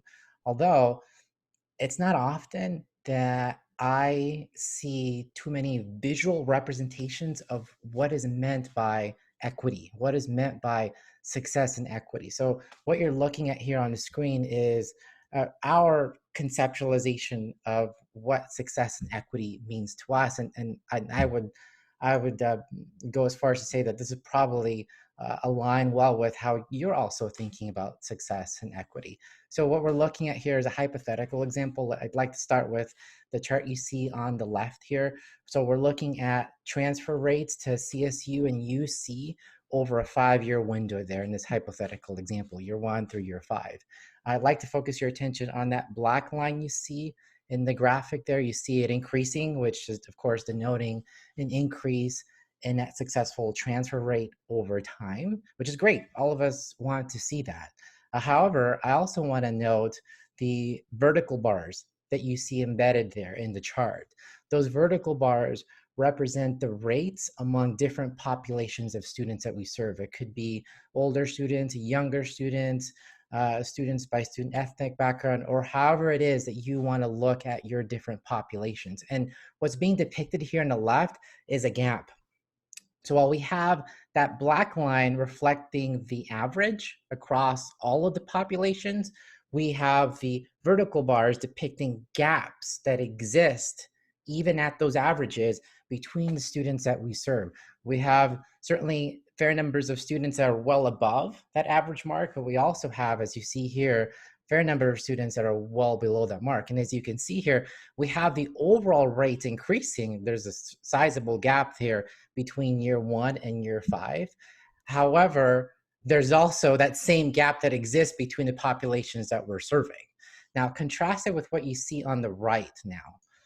What you see on the right is essentially the same information. The difference here is that we are not just increasing over time, the black line again, but the gaps are decreasing over time as well. So we have success as we have depicted on the left here, but we also have a decrease in those equity gaps shown on the left. And so I think we would go as far as to say that this is probably how many of us conceptualize success and equity. We want success, but we want both. And this is, I think, an illustration that helps to I hope, to concretize the idea for everybody. Obviously, the next question that we all have is, how do we do this? How do we come close to accomplishing this? We all want to accomplish this. How do we do this? And that, I think, is a great segue into that next topic. Thank you, Rachel. The actionability continuum. This, I would say, before I get into it, is very much inspired by Kathy Booth's work at West Ed. I think it's a wonderful framework by which we can conceptualize how we can get closer to achieving that goal of success and equity. So when we think about information, when we think about evidence, when we think about data, this continuum offers us a lens by which we can view or examine those data as interesting, useful, and actionable. So let's suppose you are at a college and a colleague comes to you one day and says, did you know that our course success rates this year are 3 percentage points lower than they were last year? And you'll both have, maybe scratch your head, gosh, what is going on? That's an interesting data point. I didn't know this. I'm glad that you're sharing this with me. Is that actionable? Maybe, but where do you start? You don't know where you would start in terms of beginning to explore that issue further to try and ascertain what some of those key factors are and bringing about that change that you observe from year to year. But now let's suppose you go a little further. Let's suppose instead of looking at it at a college or institution level, you say, well, let's disaggregate this information. Let's look at this information by student ethnicity. And in doing so, you find, oh, it looks like across all of the student ethnic groups, Hispanic students are particularly at risk. They seem to be showing the lowest success rates across the campus. And then in doing still other work, you find, oh, actually, it's also the case that our success rates are lower in evening classes than they are in day classes. Well, now you have 2 additional data points, both of which are a little bit more specific. Now, I would say when you're at that point, you're closer to being in the realm of useful. This is information that is more specific in nature, information that you arrived at by disaggregating the information. Let's go a step further. Let's say now you're still on the same thread here and you find in doing this work, oh, it's Hispanic students, but it's male Hispanic students. And it's not just male Hispanic students, it's male Hispanic students between the ages of 18 and 19 that seem to be at particular risk. And also, it's not just the evening sections, but in particular, it's evening math courses. And in particular, it's that initial transfer level class that is taught in the evening that seems to be or operate as a sort of barrier course for our students. I would say once you're at that stage, you're more so in the realm of actionability because now you have a degree of specificity. Now you know, oh, it's male Hispanic students, 18, 19. So maybe there's something with our first year experience programs that we can do, or maybe with our outreach and dual enrollment programs that we can leverage to reach out to these groups so that we can begin to mitigate some of these gaps that we're observing. Similarly, at that point, you're well prepared to reach out to those folks that teach those math classes. Maybe connect them with your instructional support services, your tutoring center, your library, other student services. You have more to work with. You have information that, in our view, is much more actionable. Next slide. Now, there's another piece to this puzzle as we see it, and that is, and I think this is an issue that's been touched upon throughout our conversation today, and that is that we shouldn't just be mindful of numerical or quantitative information, but we should be mindful of other strands of information that exist. The best example that I can point to is what we all saw earlier with Yvonne's presentation. Just a wonderful presentation that offers so much insight into the why. We all have a sense for the fact that the equity gaps are there. We all have a sense for these differences in success rates, these differences in the outcomes, because we see these data on a relatively consistent basis. But what we do not see is, in the student's own words, what the challenges are that they're dealing with, that they're navigating.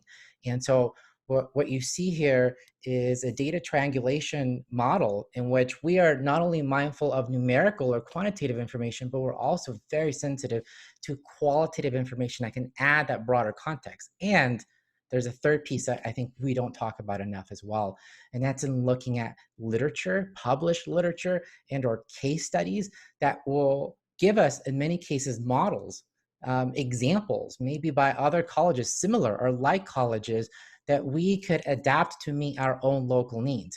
You notice that literature is in hyperlink. So if you click on it, it'll lead you to an article or a literature repository that Rachel and I both developed about a year ago. Lots of great studies that have been published in different areas. We've organized it, and because of time constraints, I won't navigate to it myself, but feel free to click away. You'll see different folders that point to different themes. So if you're interested more in instructional support, there are a few offerings tied to instructional support. You're interested more so in first year experiences or mentoring type programs, we have literature for that as well. And so we offer this as a way to think about the evidence so that we're not just looking at it in that siloed manner, just numerically, but we're mindful of the other strands of information that are equally viable in coming to definitive conclusions about what we need to do to enhance that student experience. Next slide. And so, of course, there's that interplay, and I suppose this goes without saying, that interplay between disaggregation that we can use to make information more specific and more actionable, but there's also that triangulated approach that we need to be mindful of so that we are making the most of all of the available evidence that we have access to. Next slide. So, to drive that point home, you may start with information that looks like this, and this is a screenshot of this disproportionate impact calculator that I'll share with you in a moment. So you may start looking at the information numerically, find specific patterns. Next slide. And in doing so, you, of course, because you're very savvy when it comes to disproportionate impact, you hone in on that percentage point gap index and you find, oh gosh, these are specific populations that seem to be disproportionately impacted based upon the evidence that we have before us. Now, some might be tempted to think, well, that's it, case closed. We need to focus our efforts on these groups, over and done with. But what we're here to share with you is that that's not enough. We need to go beyond that work. Next slide. And that's, of course, where this goes back to the earlier points. We could further disaggregate this information. It's not, I would say, not enough to just disaggregate it unidimensionally by looking just exclusively at ethnicity. We should embed that intersectionality, or some of us refer to as that multivariate disaggregation. So we're disaggregating by multiple student characteristics, not just ethnicity, age, course taking patterns, you name it. And in doing so, we have more specificity in terms of where we need to be allocating that effort and those resources. The triangulation, of course, is pivotal. And of course, in doing so, remaining mindful of what other colleges or other organizations are doing. There's probably a lot that we could learn from them. There's no need to reinvent the wheel when there are success stories all around us. And of course, in doing this, the focus area that we initially might establish in looking at the quantitative information that's shown in that earlier screenshot, but that focus now can become much more actionable because there's a degree of specificity and there's a degree of confidence that comes with having triangulated that information. Next slide. So this is an activity that Rachel and I have had past participants engage in. And I include that here just to give you a sense for what our goal is in terms of really enhancing the data literacy of people across the state, across the country for that matter. So when you are faced with a situation, as you see depicted here in this prompt, a situation where there's a decrease in the enrollment of full-time, you now, given these skills, given this knowledge, are in the prime position to be able to ask yourself questions like, how can we make this information actionable? How can we triangulate this information so that we're confident that the strategies that we have in mind are viable, are ones that will have the intended impact on student success? Next slide. Now I want to pivot now talking more specifically about DI, or disproportionate impact. So to put it in terms as simple as I can, when we talk about disproportionate impact, we're talking about differences between different populations. And one way to think about it is, as you see here in this very first bullet, achievement outcomes for groups differ. One group is very different from the other, to the extent that those differences are a result of system-wide structural processes that we can change at our college. You have instances of DI that can be addressed and that can be mitigated. So DI refers to a multiple set of methods. There's not just one method. There are multiple methods of DI that jointly give us a sense for whether differences are meaningful. You'll always find differences. It's just statistically, it's almost impossible to find, if you're looking at outcomes numerically, it's virtually impossible to find precise numeric equality between groups. You're not going to see that. But what DI helps us to do is helps us to identify what we would consider meaningful gaps. So the gaps may be there, but DI and its methods give us an insight into whether those gaps are large enough that we should be especially concerned about them. You see here in the last bullet, there's legislation that in fact empowered the state chancellor's office to identify a DI method for the state. And the chancellor's office did that. The percentage point gap method is the one that they identified, is the one that, of course, I highlighted earlier in that screenshot.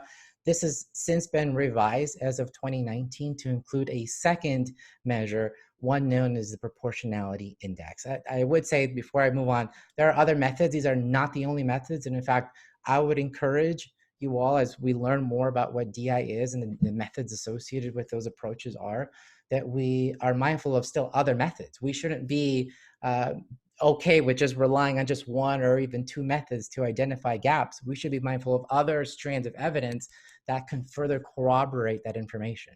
Next slide.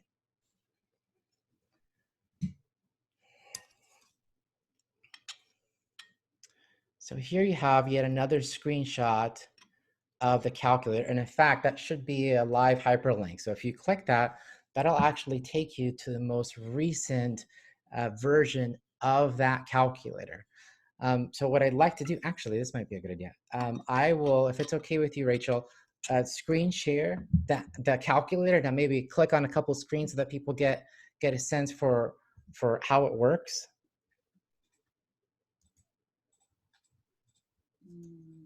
I can share my screen, Rachel, if that's okay with you. Yeah, let's do that. Hold on one second, Gio. Okay. Sure. Okay, give me a second.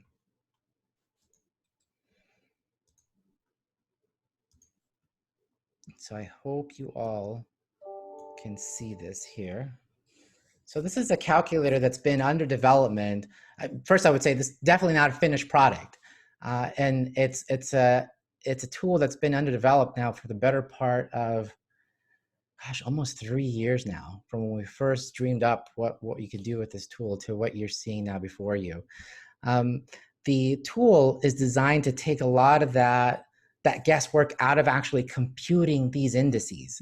So let me quickly, I know time is of the essence here. I'm gonna jump to an example or two. So of course, there are equations that are tied to these DI methods. And so understandably, you might feel like, oh, this is something just for the researchers, or they're the ones that can handle these things. This tool is specifically designed so that anyone interested in DI, anyone interested in exploring DI numerically can do so. This has all of the calculations built into it and has been revised quite heavily just in the last 3 to 4 months to align one-to-one with any changes that the Chancellor's Office, State Chancellor's Office has instituted just in the last 6 to 18 months. So all you have to do as a user is work with the cells you see highlighted in yellow. Everything else that you see here is all automatically populated. So as long as you have a sense for, let's say you're comparing or you're looking to compare across student ethnic groups, if you have a sense for how many students you're talking about per group and then how many in that group achieved successfully some desired outcome that you're exploring, as long as you have those two columns of information populated, everything else is populated. And the tool is set up so that it has those two primary DI methods that I alluded to earlier, percentage point gap and proportionality index, but also has actually one additional method, the 80% rule. And what the tool will do is it'll highlight, you see in that pink shading, instances of DI based upon the information that you've entered into those yellow cells. So what you start off with is something that looks like this. And you look at this like, my goodness, this might look a little intimidating. What in the world is going on here? All you really have to do as a user is enter information into these columns, as I'll do here. I'll try to do here for you.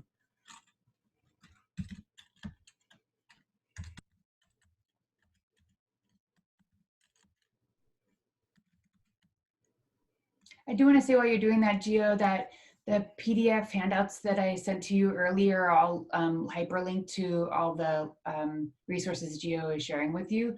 So you can definitely play around with them more when we're offline. And he has some other additional video links that he's made around how to describe how to use this tool that he's sharing. Thanks, Rachel. So as you see here, just with a key in of a few cells here, 6 in total, we have information about whether DI is present. In fact, we have DI present in that first row, whatever that first row would denote in your case. So we really designed this with the user in mind, with, of course, the goal of trying to make this as easy to use as possible. So I'm going to stop sharing. Or maybe I'll stop here for a moment. I don't know how we're doing on time, Rachel. I tend to talk. We have just a few more minutes because I want to get to a discussion so people can ask you questions and all that. So, okay, so I'll stop sharing, Rachel. Okay. And if you don't mind, take us. I think I just have a slide or two left before we're done here. Mm-hmm.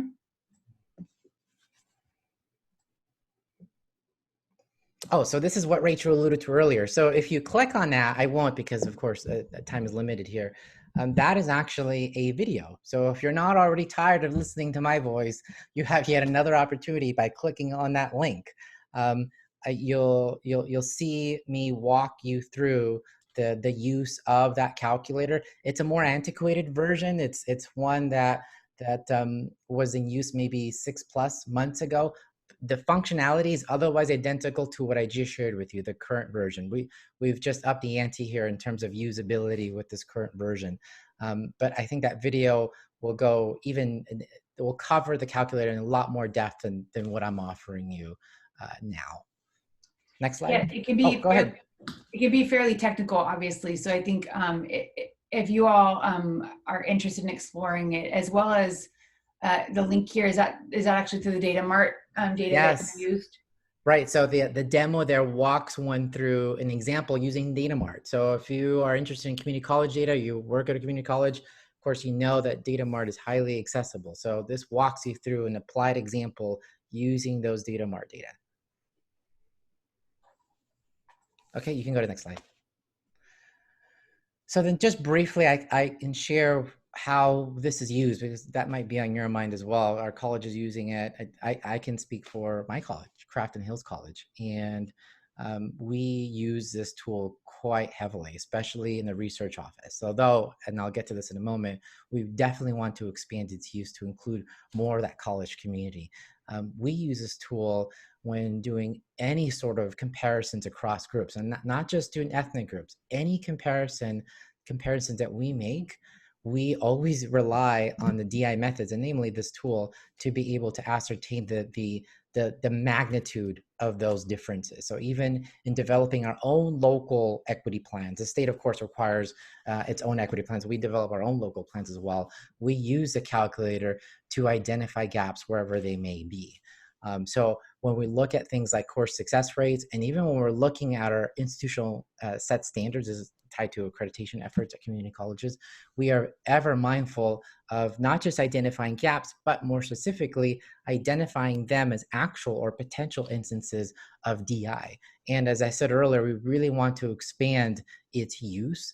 And one of our goals over the next couple of years is to institute a data coaching program whereby we have folks outside of the research office having more data-oriented conversations using things like this tool to facilitate and move those conversations forward. There's only so many of us in the research office to go around. Having more folks at our college engage with this information, having a knowledge basis that relates, say, to this DI calculator, will be pivotal in helping us move forward and still expand those conversations that are very much informed by data. It's a really interesting idea, Gio, in terms of, I hadn't really considered marrying that conversation we've been in the last couple of years about data coaching at the colleges with a regional view. Like, what would it be like if the colleges, the majority of colleges in the IE committed to some of this data coaching work that we know really makes a difference? I'm sure some colleges are doing it or trying it, but at scale or across the region, it'd be a really interesting way to approach some of these more these gnarlier questions that we can't get to in just having IR folks try to tackle. Absolutely right, Rachel. Absolutely right. Oh. Can we ask questions? Yes, let's do that. We're going to ask questions and have a brief conversation before we wrap up. So yes, Erin, she's our star student. You're definitely getting gold stars today. Have you used this tool, which is phenomenal? Have you used this tool in environments, you know, kind of looking at equity questions in housing, in jobs, in commitment, in other things that impact how people live? That's a wonderful question. In our case, no. Our focus has been more so community college related outcomes. But having said that, those would be wonderful contexts in which to apply this tool. You could most certainly use it for an array of different outcomes. This is by no means tied just to community college or even just to higher ed. You could look at other SES oriented outcomes and still use this tool to give you a sense about, again, how large are differences. We will always find differences. The question always is, from a statistical standpoint and from a practical standpoint, are those differences large enough that we should be concerned about them? And this tool does a wonderful job of shedding some light on that issue. It certainly can help you, tell you where to start drilling down. Absolutely. Thank you. Absolutely. Thanks, Erin. Any other questions at Geo? There's so much here to unpack. We should say that when Geo and I have done this, we've done hours with people, as well as we've created some, together we made a Canvas shell that I was sharing with Sorrel that I think it's open source, but we can definitely get it out to folks that walks through a deeper curriculum that Geo also impacts this tool as a way to understand where to point our efforts, and then to keep measuring it. Because I think the power that Geo's describing is, like, if you use the same approach, like we know that some equity plans do, but I don't think it goes nearly far enough, that we could see if we're moving and progressing and changing that if we use the same analysis over time.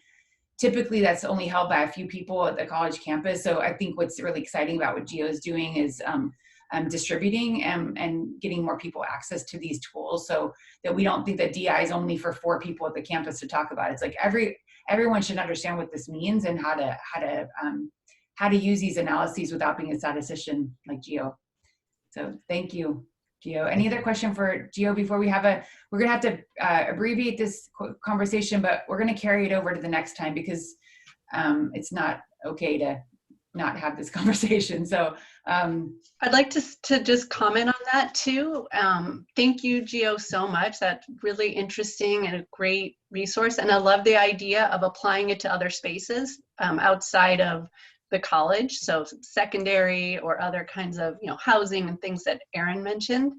But also for those of you who are in the post-secondary space, I've been plugging the post-secondary data partnership, the PDP, for a while. And I just want to mention that this kind of work reminds me of what that tool could also do, which is really open up access to data to non-IR folks to really, use these Tableau dashboards that are interactive, where you can look at multiple student dimensions simultaneously. So you're getting a multifaceted understanding, depending on which things you're interested in looking at the same time, about student experience and outcomes, as well as gap analyses.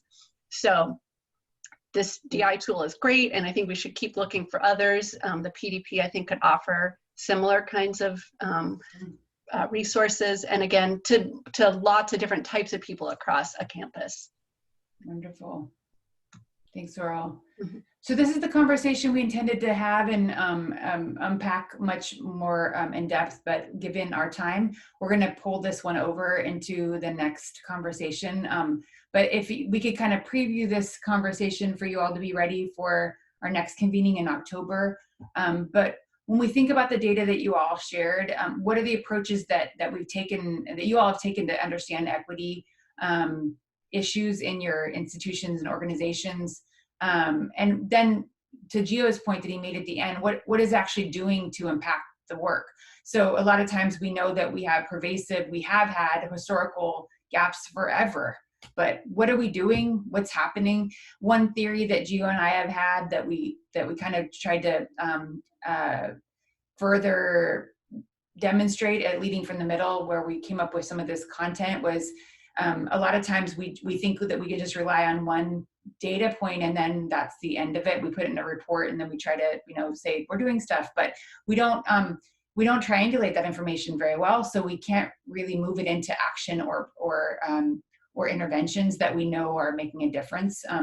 So we're curious about how you all are doing that work. I know there's some really innovative work happening around the region that we want to better understand. And then we want to try to get kind of like a wish list of what we would want to know if we were really trying to get at equity in the region. Like what data do you want to have access to? That could become something that GIA can, understand what the region needs and try to understand how to help support. And we want to learn along with you because we're all trying to figure this out. We don't, and by any means, think this is an information problem. We know that like this is a much deeper, more pervasive systems issue. Systemic racism and privilege is informing what is happening, but I think we also are not really good at understanding what's really happening at the student level beyond that there is a problem. So knowing how to use that information is kind of where we're headed with that. So just one more slide or two before we wrap up. Jessica emailed a link to you all. We have now learned that disabling chat is a terrible idea. So just so you know, we're learning together. We would have shared all these documents with you so easily, including the evaluation. And we are strongly encouraging you all to complete that. It should be in your inbox now.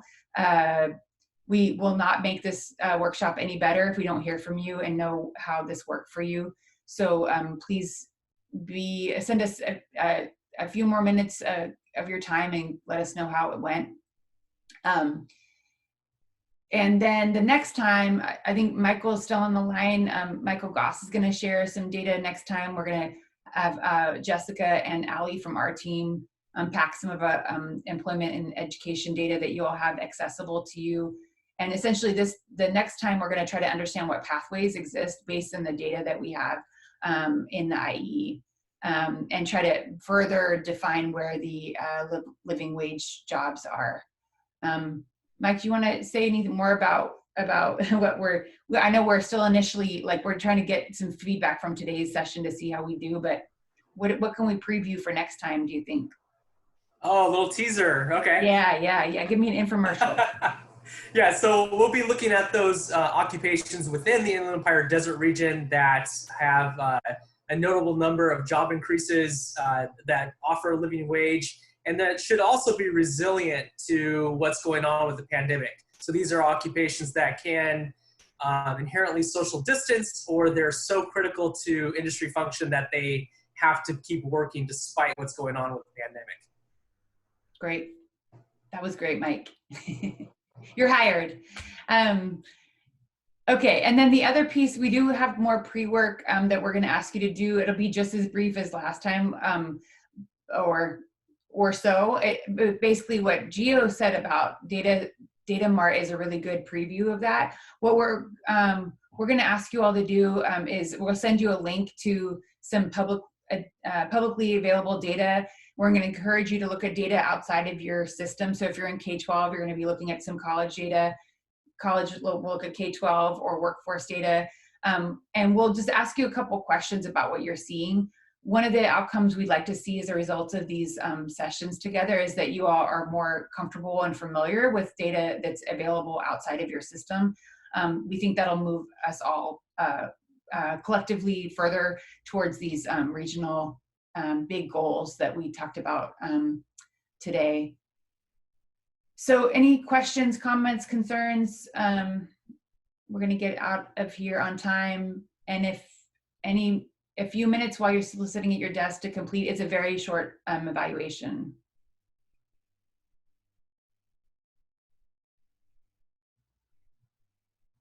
Next time, we're definitely going to use more of the thumbs up and the clapping. I've been really appreciating the people that are, there you go, thanks. I'm going to stop sharing so we can see one another before we go. Comments, questions, concerns, last minute thoughts? On behalf of WestEd and the planning team, we've had a really great group of people that have made today happen, and I want to really make sure I spend time to appreciate them. Everybody came together for this first session to try to pull our best thinking around what we could share. It's really difficult to do online in 3 hours, and I hope you all got something useful today, and that you're encouraged to attend the future sessions. Gold star for Erin, for sure. Thank you, Rachel and Jessica, the West Ed team. Thanks so much. Looking forward to seeing everybody at the next one, October 23rd. Thank you so much. This was great. Thank you. Thanks, everyone. Let us know if there's any data or any information you want us to share with you that you didn't get in the emails. Have a good day.